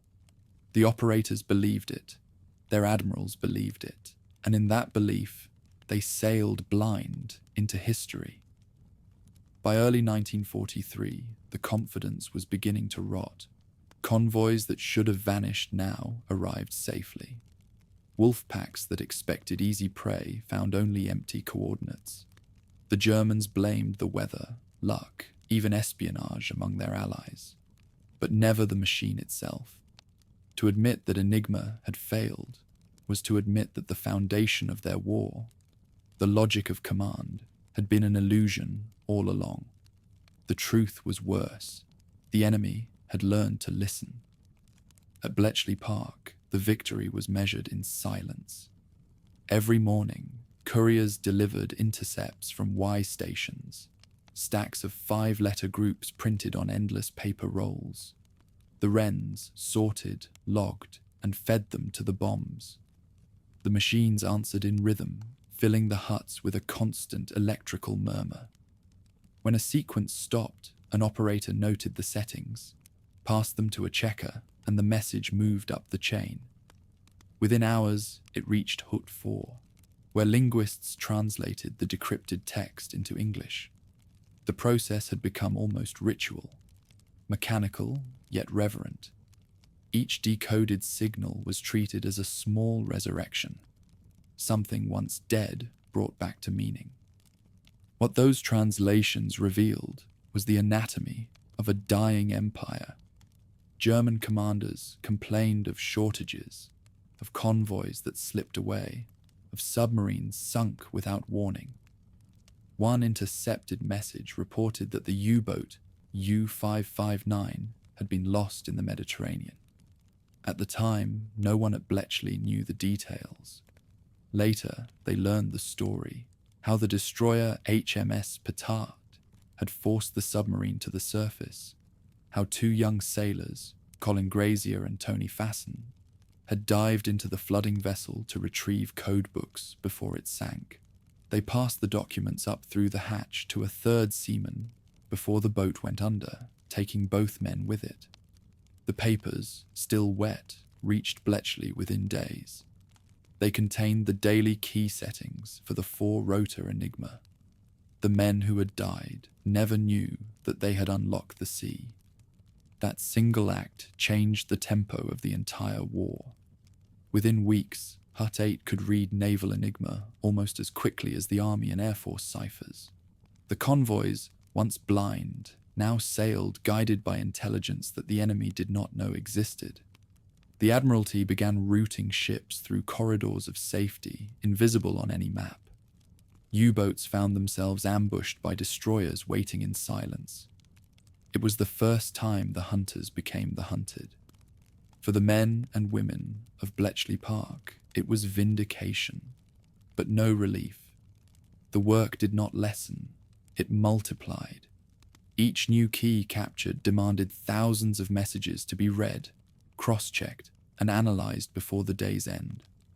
Every night at midnight, the Germans changed their settings again, and the race began anew. The bombers never stopped. The sound of their rotation filled the park day and night, a steady pulse that became indistinguishable from breath. The operators learned to sleep through it, to think through it, to hear in it the measure of their own endurance. Alan Turing moved between the huts like a ghost of logic, appearing without warning, explaining a formula in half sentences, then vanishing back into thought. He seemed older, though he was barely 30. His colleagues noticed that he had begun spending long stretches alone by the lake after midnight, tracing equations in the condensation on the glass of his watch. To some, it seemed eccentric. To others, a kind of quiet grief. He had built machines to think like humans, and in doing so, had learned how much thought could cost. The victory at sea had come not from luck, nor from brute force, but from abstraction, from the marriage of mathematics and will. For the first time, the invisible had conquered the visible. But that triumph came with a new paradox. Those who had saved the convoys could never claim them. When Churchill called the Battle of the Atlantic the dominating factor of the war, he never mentioned Bletchley Park by name. He couldn't. The codebreakers heard his speeches over the radio like any other citizens, sitting among the hum of their machines, smiling quietly to themselves. Their reward was continuation. more intercepts, more bombers, more sleepless nights. And in those nights came the moral unease that haunted every cryptologist. The awareness that they were reading the enemy's mind and, in a sense, his death warrant. Some messages contained positions of rescue ships that were deliberately left unacted upon to protect Ultra's secret. To intervene too perfectly would have revealed their advantage. The park's motto became unspoken but understood. We must not win too clearly. It was a logic colder than the machines themselves. In the spring of 1943, the results could no longer be denied. U-boat losses soared, convoy losses fell to their lowest since the war began. The tide of the Atlantic turned with the precision of mathematics. Bletchley Park began sending regular decrypts to Washington, where American codebreakers at Arlington Hall joined the expanding network. For the first time, Ultra was shared across an ocean, a secret alliance of logic. Turing himself traveled briefly to the United States to advise on new bomb designs, collaborating with engineers who built faster, larger machines capable of processing the German keys in a fraction of the time. The partnership fused two industrial powers into a single intelligence system. It would later define the world that followed. Yet even in victory, the codebreakers remained anonymous. Their letters home spoke of office work or clerical duties. They could not describe the nights when they watched the sea move in numbers, nor the days when those numbers became lives, saved or lost. Some married in secrecy, others aged decades in a few years. When exhaustion claimed them, replacements arrived quietly, trained in the same silence. The park itself had become a living code, infinite, recursive, self-sustaining. The war outside mirrored that rhythm. In North Africa, Ultra guided the Allied pursuit of Rommel. In the Atlantic, it allowed American destroyers to strike where the U-boats least expected. The Germans never realized that their enemy was reading every signal, every maneuver, as if watching from inside their command posts. By the time they suspected anything, it was too late. The four-rotor Enigma, the masterpiece of their engineers, had become their downfall. But for the people inside Bletchley, the cost of knowing was isolation. They were forbidden to share what they saw, even with those fighting the battles they influenced. When news arrived that a convoy had survived, they could not say, "We saved them." When another was lost, they could not confess that they had known and been unable to act. The weight of secrecy pressed harder than the fatigue of work. One cryptanalyst later recalled, "We lived in silence so long that it became part of our nature." Alan Turing bore that silence more heavily than most. He had glimpsed what few could understand, that the principles guiding the bomb could guide more than war. He began to imagine machines that would not just search for answers, but store and alter instructions, machines that could, in theory, learn. He sketched notes between decrypts, lines of thought that stretched far beyond 1943. Around him, the world was consumed by battle. Inside his mind, the post-war future was already beginning to take shape. For now, the work continued. Bletchley's huts glowed late into the night, their windows shuttered against the blackout. The air smelled of oil and rain. The floorboards trembled with the weight of the machines. Somewhere, a wren laughed briefly before the noise swallowed her voice. Across the Atlantic, convoys sailed under the protection of intelligence no one could name. The codebreakers, faceless and unseen, had become the architects of silence, and from that silence came victory. When spring turned to summer, the reports from the Admiralty changed tone. The U-boat threat, once existential, was now contained. The losses that had terrified Churchill for 3 years had fallen by half. then by half again. The war at sea was still brutal, but it was no longer hopeless. The Atlantic was open. Britain could breathe. In the classified files of the Admiralty, one notation recorded the reason for the change: intelligence derived from special sources. It was the only acknowledgement Bletchley Park would receive.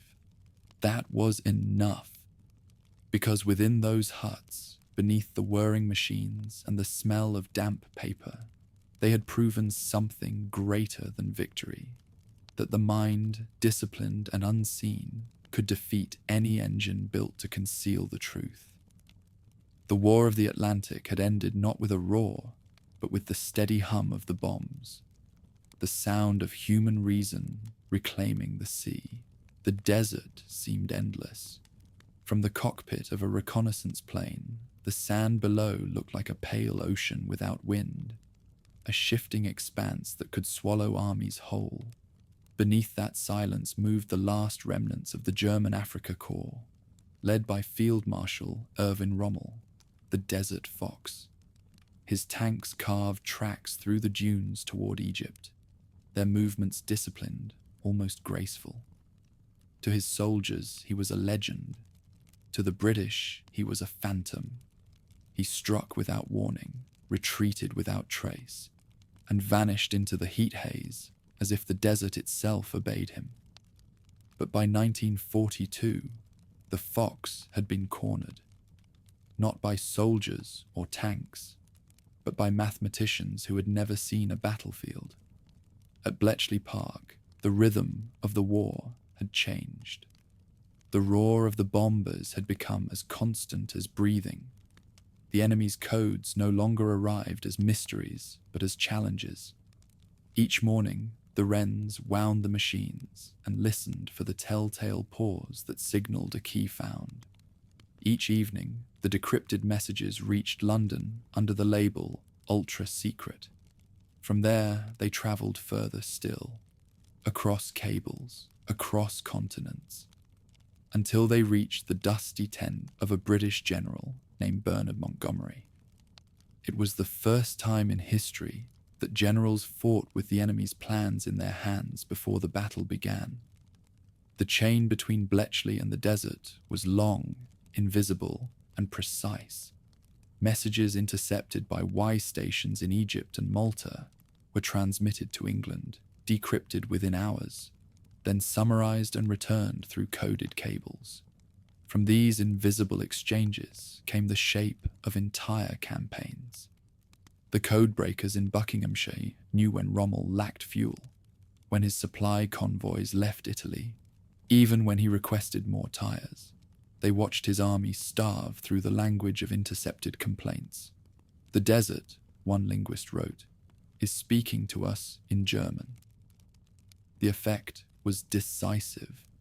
Every week, convoys carrying Rommel's supplies sailed from Naples and Palermo across the Mediterranean. Ultra revealed their departure times, routes, and escorts.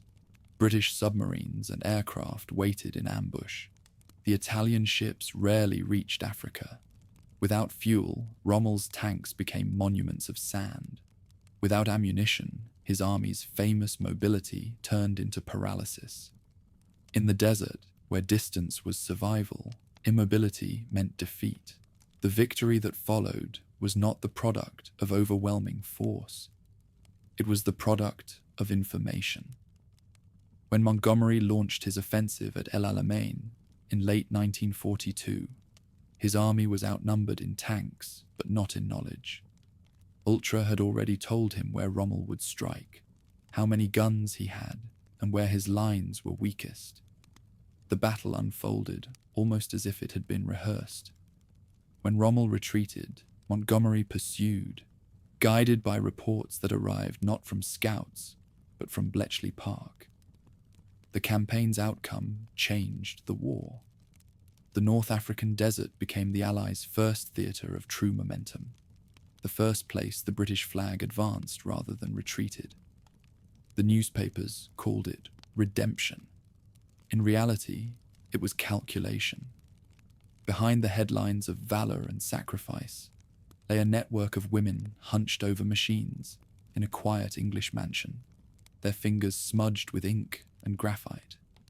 The world saw generals. History would later see algorithms. Back in Buckinghamshire, the park was reaching its breaking point. What had begun as a few huts had become a labyrinth of departments and procedures. By 1943, more than 7,000 people worked at Bletchley and its satellite sites. New buildings rose in the fields, connected by gravel paths and humming telephone wires. Trains brought in food, paper, and new recruits. Trucks carried out intelligence summaries that would travel directly to Whitehall and Allied headquarters. The park was no longer merely a code-breaking station. It was an empire of information. Inside the huts, the pace was relentless. Every hour mattered, because every message expired at midnight when the Germans changed their keys. Linguists translated at impossible speed. Typists retyped decrypts on carbon copies until their wrists ached. Analysts compared messages line by line, searching for patterns of movement across entire continents. Each message was a pulse in a living network. Berlin, Tunis, Athens, Cairo, Moscow, all connected by the same invisible veins of radio and the same machine at their core. Turing's machines had evolved too. Dozens of bombes now operated in unison across multiple sites, their results coordinated by couriers and telephone lines. The work had outgrown its creator. Turing himself had moved on to new projects, sharing leadership with Hugh Alexander and Stuart Milner Barry, while continuing to refine mathematical approaches to ciphers. He spoke less of Enigma and more of machines that could adapt. His mind, restless and prophetic, was already stepping beyond the war it was helping to win. The British were no longer alone. In 1943, the Americans entered the intelligence war in full, establishing a direct link between Bletchley Park and Arlington Hall in Washington. Engineers across the Atlantic began building faster bombs based on Turing's design, powered by American industry and British logic. The cooperation was cautious at first, two nations sharing their most guarded secret, but soon became indispensable. It was the birth of a partnership that would outlive the war itself. For those still inside the huts, the expansion brought both relief and disquiet. Relief because the weight of the work was finally shared. Disquiet because the anonymity grew deeper. Each person now performed only a fraction of the process, often without knowing how their fragment connected to the whole. It was like being part of a vast brain. One analyst later wrote, "You never saw the face, but you felt it thinking through you." Outside the gates, the war raged on in familiar chaos. London still burned under the V-bomb raids. Families still waited for letters that would never come. But within the walls of Bletchley Park, order prevailed. An order built on the quiet certainty that thought, when organized, could overcome anything. The discipline was total. Even success had to be hidden. Reports describing the defeat of Rommel carried no hint of their origin. They were signed simply Source Ultra. Yet the burden of silence was heavy. Operators who had spent months intercepting German distress signals from sinking ships sometimes recognized the same call signs weeks later, now sending nothing. Translators who read the enemy's personal letters learned the rhythm of grief from the other side. Some carried the weight in humor, others in stoic silence. The war of intelligence was fought as much within the self as against the enemy. Among the thousands of women who filled the huts, a new camaraderie formed. A quiet solidarity among those who knew the war's truest secret and could never tell it. They worked, laughed, wept, and waited together under a vow of silence that would last decades. Many would go to their graves without ever admitting what they had done. They called it simply the job.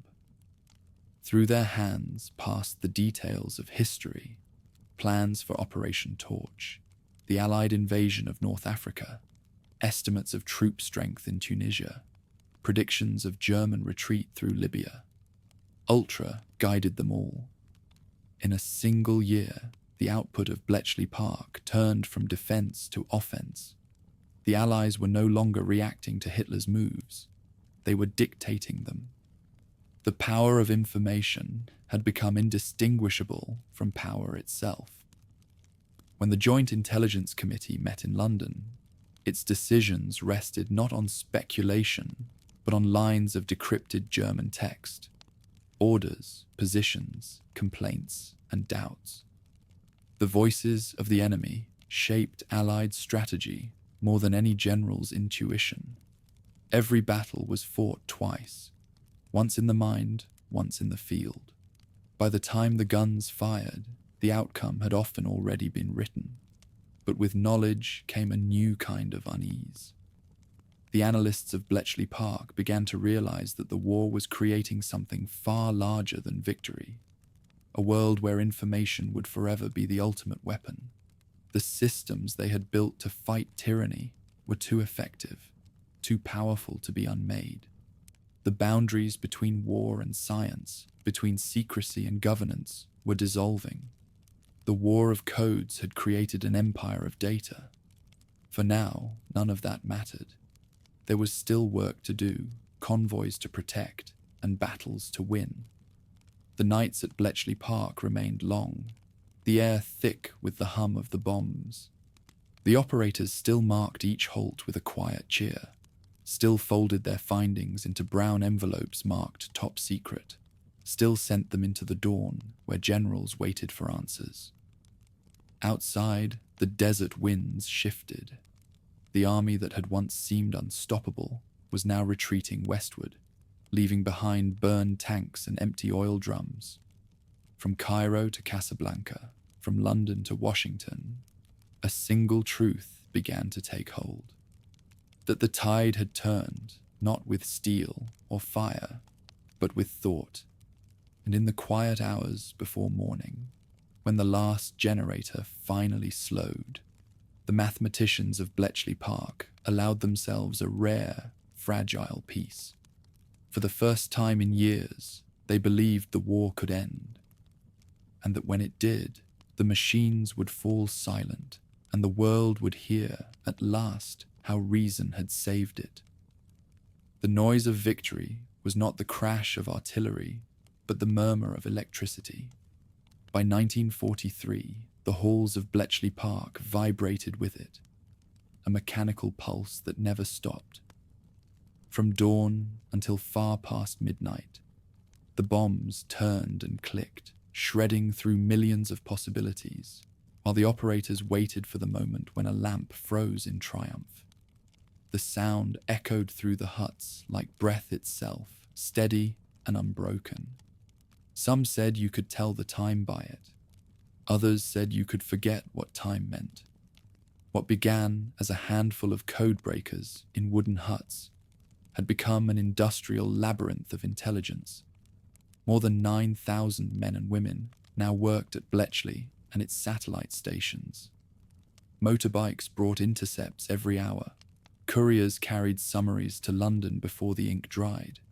Each message passed through a chain so vast and so disciplined that it seemed less a workplace than an organism, a single mind divided among thousands of bodies.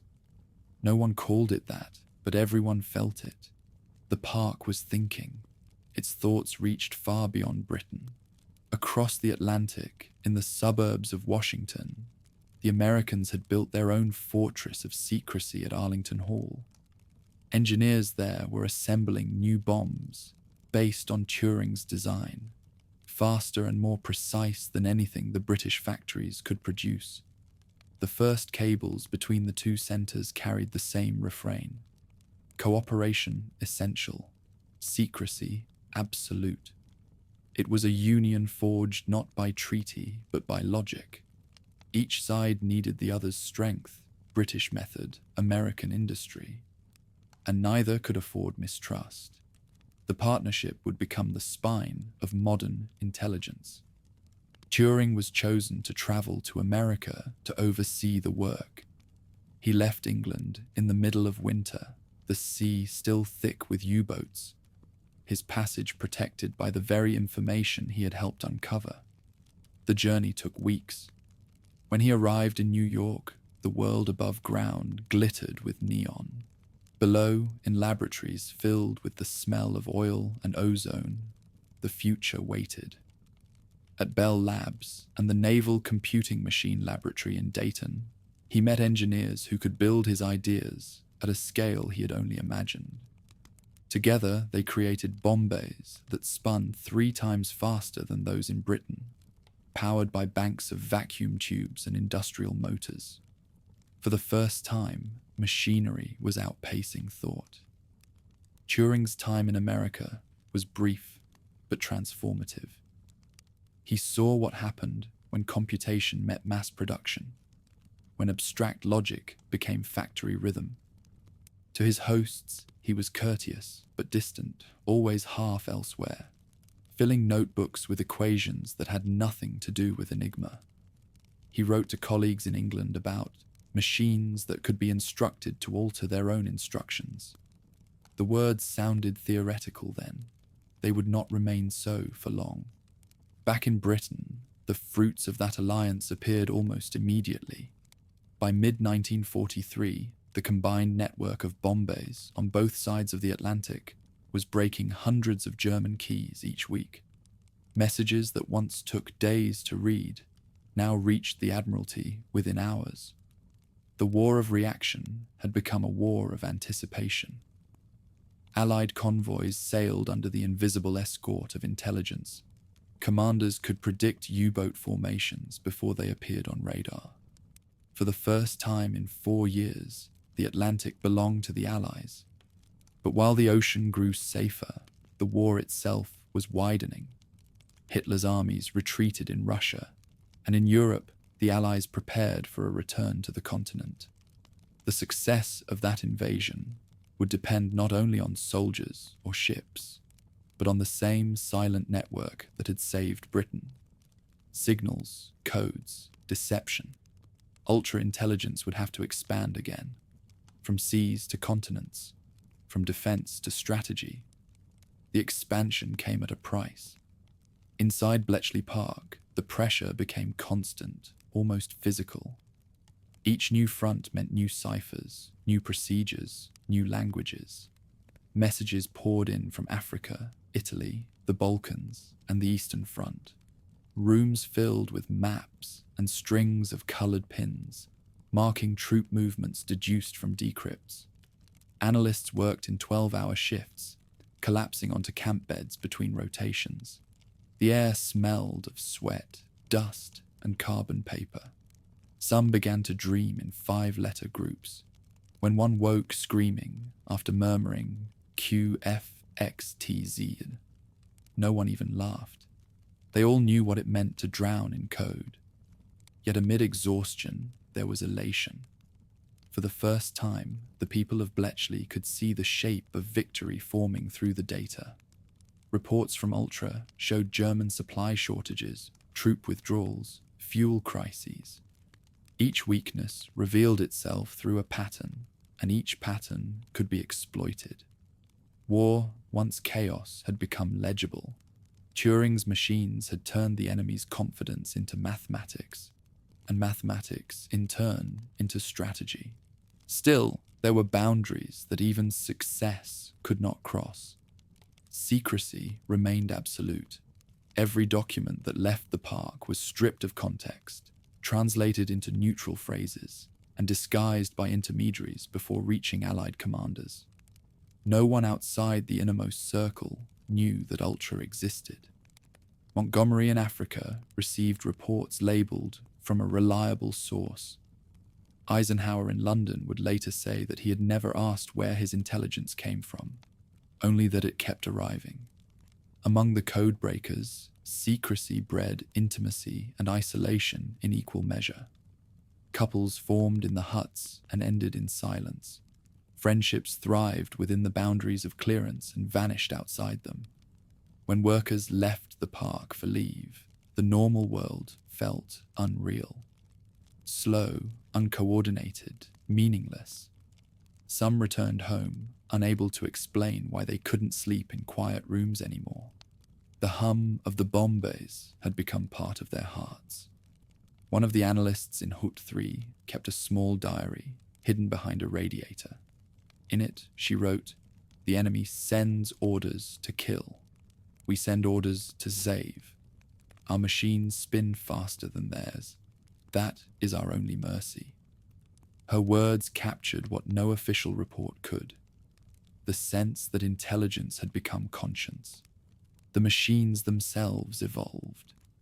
New designs incorporated relay logic and switching systems far more advanced than anything Scherbius had dreamed when he built the first Enigma. In secret workshops, engineers experimented with electronic circuits that could remember previous states, a primitive form of memory. No one used that word then, but it marked a threshold. The moment when machinery began to imitate not just calculation, but recollection. Outside Bletchley's fences, the war had entered its final, feverish phase. The Allies bombed Germany's industrial heartlands. The Soviets pushed west. America prepared for invasion. Every operation drew on the same hidden current of information. Ultra had become so deeply woven into planning that the war could no longer exist without it. It was no longer an advantage. It was infrastructure. By late 1943, preparations for Operation Overlord, the invasion of Europe, were underway. Every deception, every feint, every coded signal depended on what Bletchley could provide, proof that the enemy still believed in false targets and phantom armies. The mathematicians became, in effect, authors of illusion. They crafted radio traffic designed to deceive the very system they had spent years dismantling. It was a strange symmetry. To win the final battle, they had to teach the Germans to trust their own codes again. That winter, Turing returned from America. He found Bletchley almost unrecognizable, larger, louder, consumed by its own success. He resumed his post quietly, walking through the corridors like a visitor to a city he had once founded. The machines no longer amazed him. They were inevitable now. What interested him were ideas beyond Enigma, how logic itself might be mechanized completely, how memory and instruction could coexist within a single system. He spoke rarely of these thoughts, but they filled his notebooks in the margins between decrypts. The first outlines of the digital age were being drafted between raids and ration queues. In February 1944, Churchill sent another personal note to Bletchley Park. It was short and typical of him. "Action this day. Give these people everything they need." The Prime Minister, who had once feared Britain's annihilation, now owed its survival to the quiet hum of machines. He would never say so publicly, but he knew. The geese had not only laid golden eggs, they had built the nest in which victory would hatch. Still, within the park, no one dared imagine the end. Every midnight reset of Enigma reminded them that certainty lasted only 24 hours. When the lights dimmed and the drums began to turn again, they returned to their desks, fingers on pencils, eyes on the lamps, waiting for another glimmer of sense in the noise. Outside, in the war rooms of London and Washington, the decrypts continued to arrive, sheets of German text rendered meaningless by success. The commanders saw only the summaries, never the faces behind them. But if they had listened carefully, they might have heard the real music of the war, the endless rhythm of bombs turning, of pencils scratching, of minds refusing to rest. The tide had turned, and the current was carrying history toward its reckoning. In a few months, the largest invasion in human history would begin, guided not by luck or prophecy, but by the patient intelligence born in a quiet English mansion. And when that day came, no one outside Bletchley Park would know that the war had already been decided. Letter by letter, circuit by circuit, in the mind of a machine. For months, nothing moved on the southern coast of England except the wind through barbed wire and the slow procession of soldiers gathering for a battle no one dared name. The towns of Portsmouth and Southampton were sealed off, their harbours packed with ships whose destinations were marked only by tides and secrecy. Across the Channel, the Germans waited too, confident, restless, listening. Between them, in the grey static of the airwaves, a new kind of war was being fought. It was not a battle of armies, but of messages, and Bletchley Park was the field. By 1944, the park had grown into a world unto itself, a city of logic under perpetual fog, its huts spread in every direction, connected by corridors of cables and mud. At night, their windows glowed behind blackout curtains, the hum of the bomb bays blending with the distant thunder of training exercises. The people who worked there no longer spoke of victory or defeat. They spoke in time signatures, the 24-hour rhythm of Enigma, the midnight reset that erased each day's labor. Yet as spring came, the pattern began to change. For the first time, they were not fighting to survive. They were preparing to end the war. The assault on Nazi Europe, Operation Overlord, would be the largest amphibious invasion in history, and its success would depend on one illusion: that the Germans believed the Allies were landing somewhere else. Bletchley's decrypts revealed that Hitler expected the attack at Pas-de-Calais, not Normandy. The challenge was to make him stay certain. To do so, the British created an empire of deception, Operation Bodyguard, a web of double agents, false radio traffic, and phantom divisions. Every strand of that illusion ran through Bletchley Park. Each day, new Enigma intercepts confirmed what the enemy believed. Each night, new false messages were crafted to strengthen that belief. It was a duel of perception, and the codebreakers were the invisible directors of a play the Germans did not know they were watching. Their work determined not only what the enemy saw, but what he could not imagine. In Hut 3, linguists studied every intercepted conversation between German command posts, measuring tone and vocabulary as if parsing literature. The level of certainty in an adjective, the absence of a question mark, these became indicators of belief. When Hitler's headquarters referred to expected landings at Calais, the analysts knew the deception was working. When he ordered panzer divisions north instead of west, they knew the illusion was perfect. Meanwhile, Hut 6 and Hut 8 continued their assault on daily Enigma keys.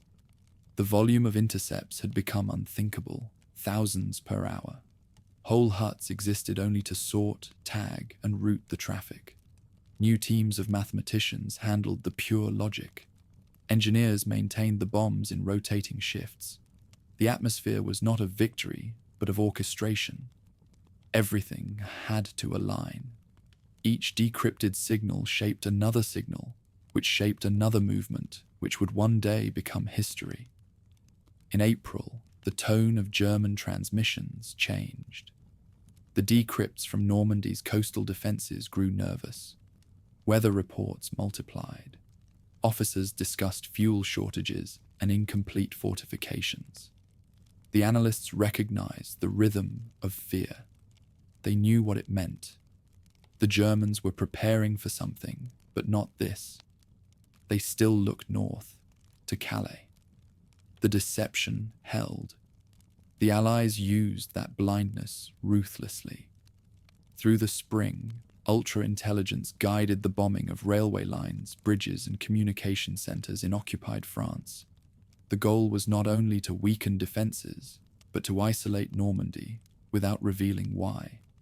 Every raid was calculated from Bletchley's decrypts, which German units had moved, which supply depots were vulnerable, which bridges were still guarded by the Luftwaffe. The logic of war had become logistical. Destroy not the army, but its capacity to move. At the center of it all, Alan Turing and his colleagues in Hut 8 refined their work to near automation. The bombs now ran continuously across Britain, joined by the faster American models. The machines no longer paused between tasks. They flowed from one key search to another. The staff called them the choir, a constant chorus of metallic voices, each drumming toward revelation. When a lamp flickered, it was like a note struck in harmony. The sound filled the park day and night, endless, exact, unstoppable. For the codebreakers, exhaustion became a kind of clarity. They lived on tea, adrenaline, and the belief that their invisible work would spare the visible world from destruction. They knew no details, only fragments.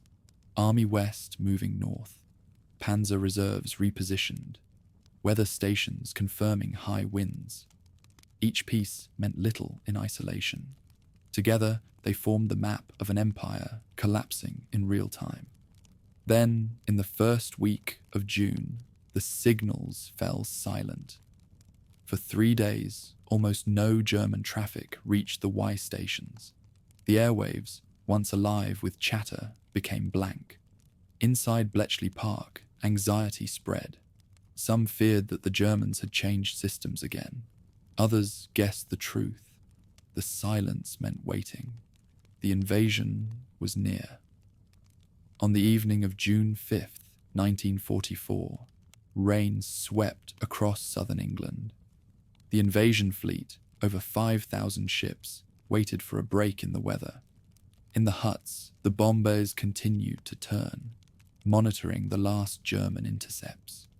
Shortly after midnight, the storm eased. Reports from the coast confirmed minimal Luftwaffe patrols. The Germans had not shifted their focus. The deception still held. At 3 a.m., the first paratroopers jumped into darkness. At 5:30, Allied ships opened fire on the beaches of Normandy.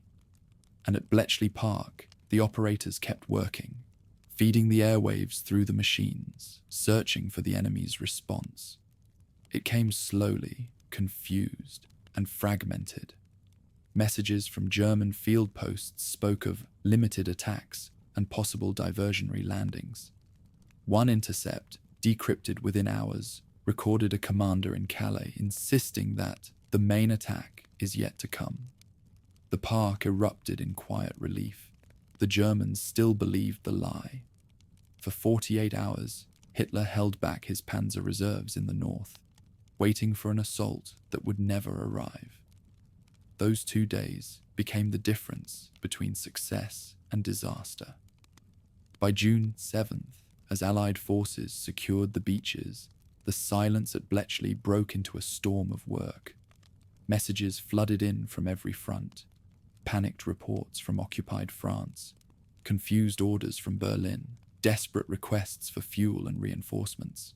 The Enigma, once a weapon of order, now transmitted chaos. The Reich's communications network had become a mirror of its own disintegration.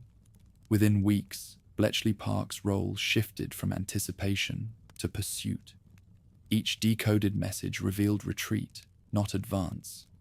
Withdrawals from Normandy, evacuations from the French coast, reassignments that arrived too late. The Allies were now inside the rhythm of the enemy's thought. Every attempt at reorganization appeared in their decrypts before it could take effect.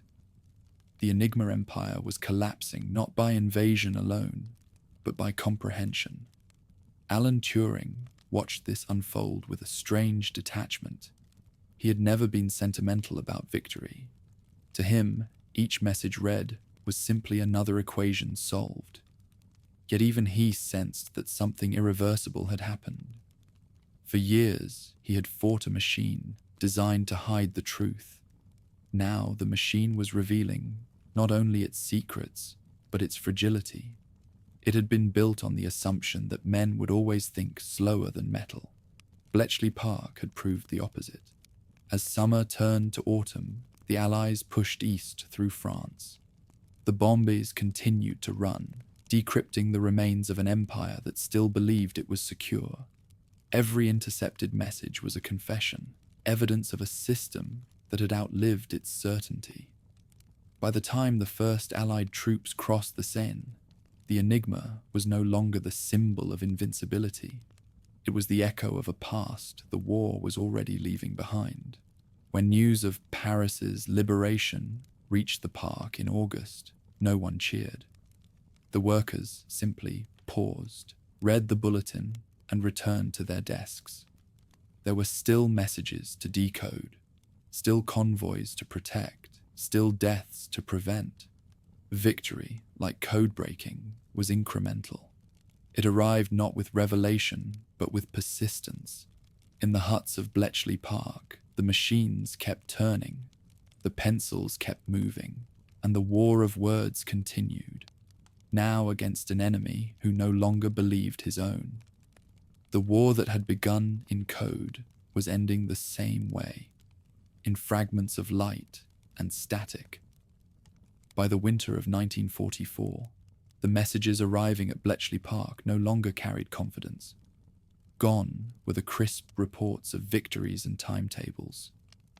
Now the intercepts were filled with confusion, desperate calls for fuel, complaints about discipline, lists of losses so long they blurred into repetition.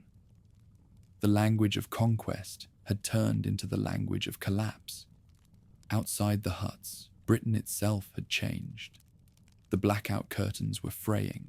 Ration queues had become habit. But in the countryside, under the same low clouds that had hung there since 1939, the codebreakers kept working. Their enemy was no longer invincible. It was disorganized, erratic, wounded, yet still dangerous. Every decrypted message was another step into the ruins of an empire that refused to accept it was dying. After D-Day, the German military communications network began to devour itself.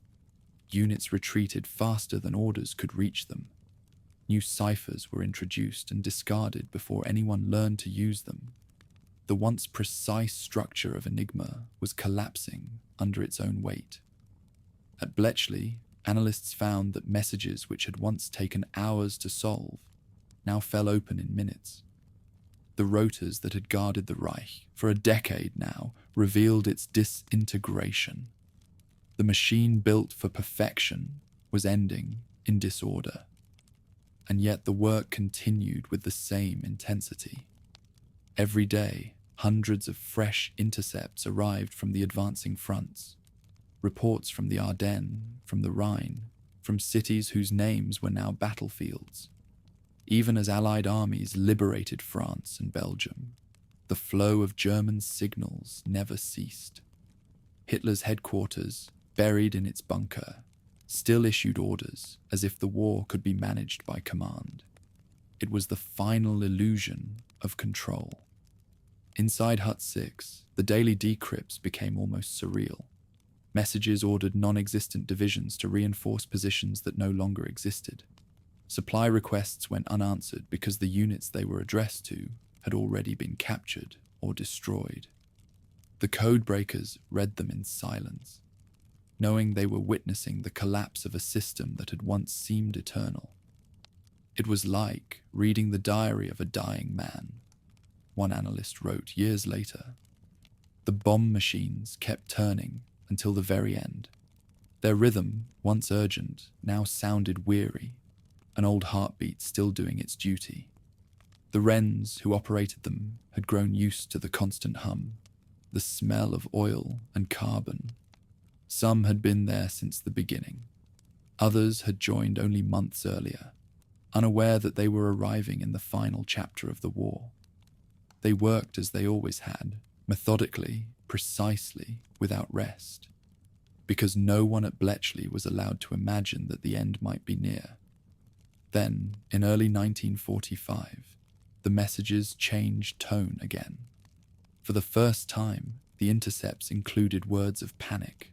Some German operators transmitted in clear text, abandoning encryption entirely. Others used Enigma keys so hastily assembled that they repeated settings from weeks earlier. The discipline that had once defined the Reich's communications was gone.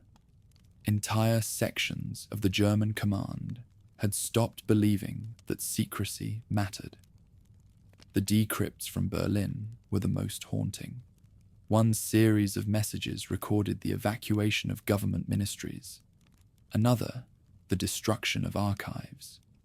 The analysts realized that the Germans were burning their own history before it could be captured. One message, sent by the Foreign Office, ordered that all cipher equipment be destroyed to the last machine. The same order that had once created Enigma was now condemning it to death.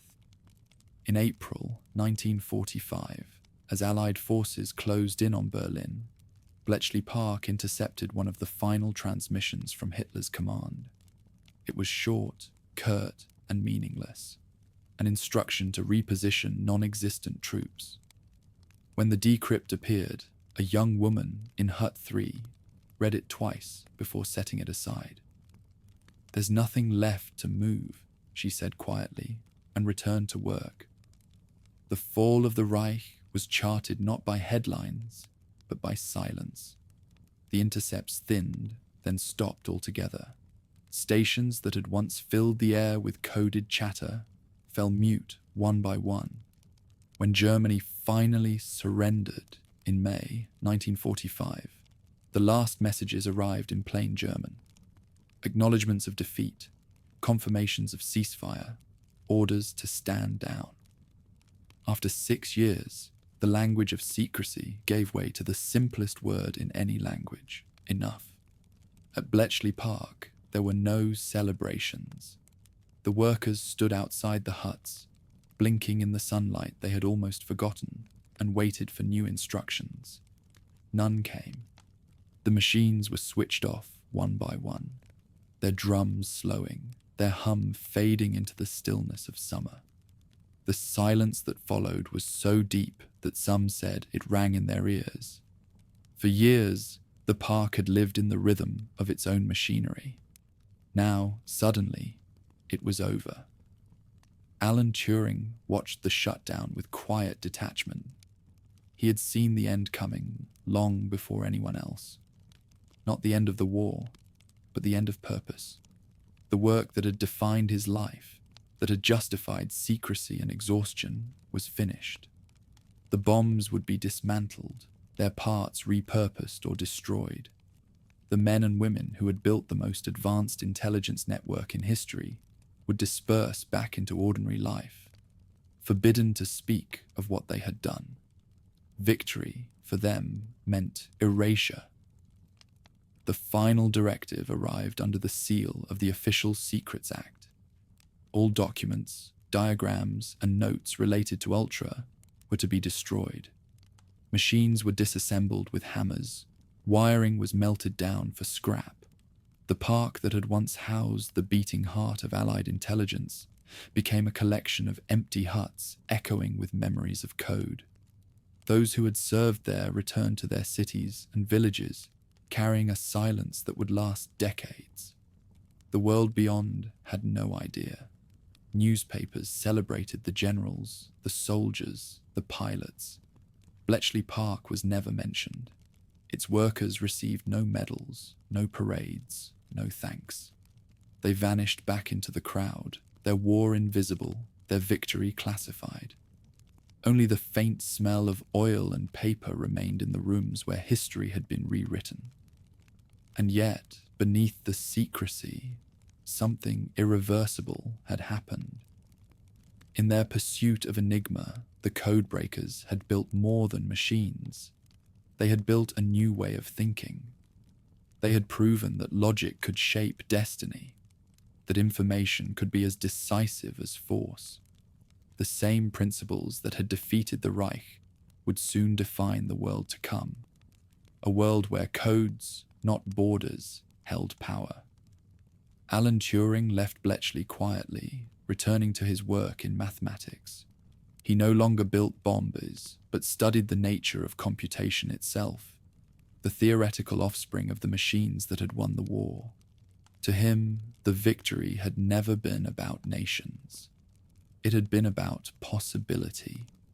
The Enigma had been broken, but what it revealed was not just the fallibility of one empire. It was the beginning of a new kind of intelligence. In the years that followed, the name Ultra would remain secret. Bletchley's existence was buried beneath government files, its story untold. But within those files lay the record of something miraculous. A war ended not only by courage and sacrifice, but by thought itself.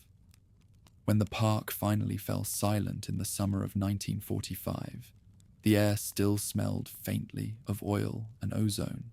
The lights of the bomb bays had gone out, but in their place, an idea remained. That machines could think, that knowledge could save, and that silence could be the loudest victory of all. As the last Enigma messages faded from the air, the silence that replaced them was almost unbearable.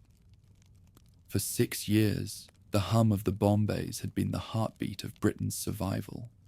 Now, as the machines were dismantled and the huts emptied, the air itself seemed hollow. The people of Bletchley Park, those thousands who had lived in secrecy and routine, stood before their silent workrooms and felt what soldiers must feel when the guns stop. Relief, disbelief, and a strange kind of loss. They had spent the war defeating an empire that believed in perfection, a regime that worshipped order and precision. They had answered it with something even more precise, logic itself. And yet, when victory came, there were no parades for them. They signed one final paper, the Official Secrets Act, and disappeared into the ordinary world. To their families, they were clerks, typists, and radio operators. Their true history would remain buried for more than 30 years. For a time, the world forgot that the mind had been its greatest weapon.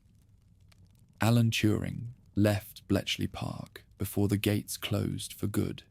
He had done what he set out to do, but the problem he had solved refused to leave him. In the bomb's spinning drums, he had glimpsed something larger than war, the possibility of a machine that could think. If a device could simulate every step of reasoning needed to defeat Enigma, could it not also simulate any act of reasoning at all? That question followed him back to Cambridge, then to Manchester, and into the foundations of a new science. He called it computability. For the first time in history, a human being had imagined thought as a process that could be built. The world he returned to was already changing. Governments across Europe and America realized that Ultra had created a weapon more potent than bombs or armies: the mastery of information. The same methods that had decrypted Hitler's empire could now read the messages of new enemies. The Cold War had begun, and secrecy became its first language. Bletchley Park was reborn in fragments under new names: GCHQ in Britain, the NSA in the United States. The huts were gone, but their echoes filled every new listening post built to monitor the planet. The victory that had depended on a handful of mathematicians in 1940 would, within a decade, depend on entire nations built around the same principle. Whoever controls the code controls the world. For the people who had lived it, silence became habit. Mavis Beatty married and raised a family, without ever mentioning that she had once cracked the Italian naval cipher. The Wrens, who had operated the bombers, returned to lives of teaching, nursing, and motherhood, each carrying an unspoken past. When old friends asked what they had done during the war, they smiled and changed the subject. Some said office work. Others said nothing at all. The discipline that had kept Ultra secret outlived the need for secrecy. It became a way of being. Turing did not adapt so easily. The war had proven his brilliance, but the peace exposed his difference. In 1952, he was prosecuted for homosexuality, then a crime in Britain. The same government that had entrusted him with the nation's greatest secret now stripped him of his security clearance. Forced into silence of another kind, he turned again to mathematics. His last papers explored patterns in biology, the mathematics of life itself, as if he were still trying to find order within chaos. 2 years later, he was found dead in his home, an apple laced with cyanide beside his bed. Whether the act was deliberate or accidental, no one could say. He was 41. The man who had given logic its humanity died alone, without recognition, his work still classified. It would take half a century for the world to know his name. The secrecy that buried him also buried the story of Bletchley Park. For decades, history told the war as a tale of generals and battles, of Normandy and Stalingrad and Hiroshima. The invisible front, the war of codes, remained hidden beneath official silence. Yet the consequences of that invisible victory shaped everything that came after. The first computers built after the war drew directly from Bletchley's machinery. The logic circuits that had powered the bombers evolved into the architecture of digital computation. In the ruins of conflict, the modern world had been born. It began quietly, in rooms much like those huts that had once stood in the English countryside. At the National Physical Laboratory, engineers built ACE, the first prototype of Turing's universal machine. In America, similar projects, ENIAC, UNIVAC, IBM, followed the same blueprint, a device capable of remembering instructions and modifying them. The line between calculator and thinker blurred. What had once been a secret weapon of war became the engine of a new civilization. And yet, beneath the triumph of invention, lay the same moral unease that had haunted the codebreakers. Knowledge had given humanity power beyond measure, but not wisdom to match it. In the Cold War that followed, intelligence agencies monitored the world with the same methods that had once saved it. Secrecy became permanent, a peacetime religion. The huts of Bletchley had been dismantled, but the culture of silence endured. When the truth finally emerged in the 1970s, when the archives opened and the veterans could finally speak, the public was astonished. Historians estimated that Ultra had shortened the war by at least 2 years, perhaps more. Millions of lives saved, victories reversed, battles decided by invisible hands. Newspapers called it Britain's greatest secret. For those who had lived it, the attention felt strange. The work had always belonged to the shadows. To see it in daylight was like exposing a sacred language to noise. They spoke modestly, often reluctantly. Many of them still could not quite believe that what they had done mattered so much. "We only did our jobs," one of the Wrens said in an interview. It was the machines that were clever. She was wrong, of course. The machines had no will. They had only what the people who built them had given them: persistence, patience, and the refusal to stop thinking. The world they helped create was already transforming again. In 1975, the first personal computers appeared, small boxes humming with the same principle that had once filled Bletchley Park, logic circuits translating human intent into electric current. The future Turing had imagined in wartime isolation had become ordinary life. Each new generation of machine carried his invisible signature, even as his name remained obscure. The victory he had given the world was now the architecture of the world itself. Recognition came slowly, then all at once. In 1998, decades after his death, the British government declassified the final Ultra files. In 2009, an online campaign led to an official apology for his persecution. 3 years later, the Queen granted him a posthumous pardon. The country that had condemned him finally honoured him. Yet for many, the gesture felt like mathematics balancing a long unpaid debt. Nothing could change the fact that the man who had helped win the war had been destroyed by the peace. And still, his ideas endured. Every digital pulse, every algorithm, every coded message that crossed the air carried the legacy of Bletchley Park. The notion that machines could process thought had outlived the machines themselves. What began as an answer to Enigma had become the foundation of the information age. The world had inherited its own creation, an intelligence that never slept. But the inheritance came with a question that Turing himself might have asked. If logic can save humanity, can it also replace it? The same systems that once deciphered tyranny now defined privacy, power, and perception. The code war had ended, but the war for meaning continued. The line between liberation and surveillance blurred as it had in those secret huts. The tools of salvation had become tools of control. Perhaps that is the true legacy of Bletchley Park. Not triumph, but warning. That knowledge, once unchained, cannot be contained. That every secret solved creates another. That the same impulse to understand the world can make it unrecognizable. Yet for all the moral weight of what followed, something pure remained.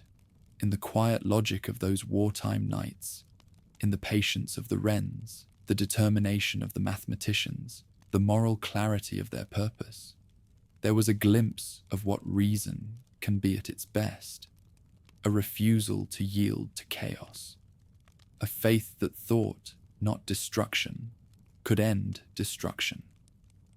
When visitors walk through Bletchley Park today, the machines no longer hum, but the silence carries memory. The air still smells faintly of oil and dust. The wires that once connected the huts are gone, yet the ground feels alive with what once passed through it, the first heartbeat of the modern mind. It is a strange kind of peace, not the peace of forgetting, but of understanding. From that silence came the age we now live in, the age of the algorithm, the code, the invisible conversation between man and machine. The war ended, but its idea never did. The same belief that saved the 20th century drives the 21st. That if you listen closely enough, every mystery can be solved. Perhaps it can, but some mysteries, as Bletchley's veterans would tell you, are not meant to be solved, only remembered.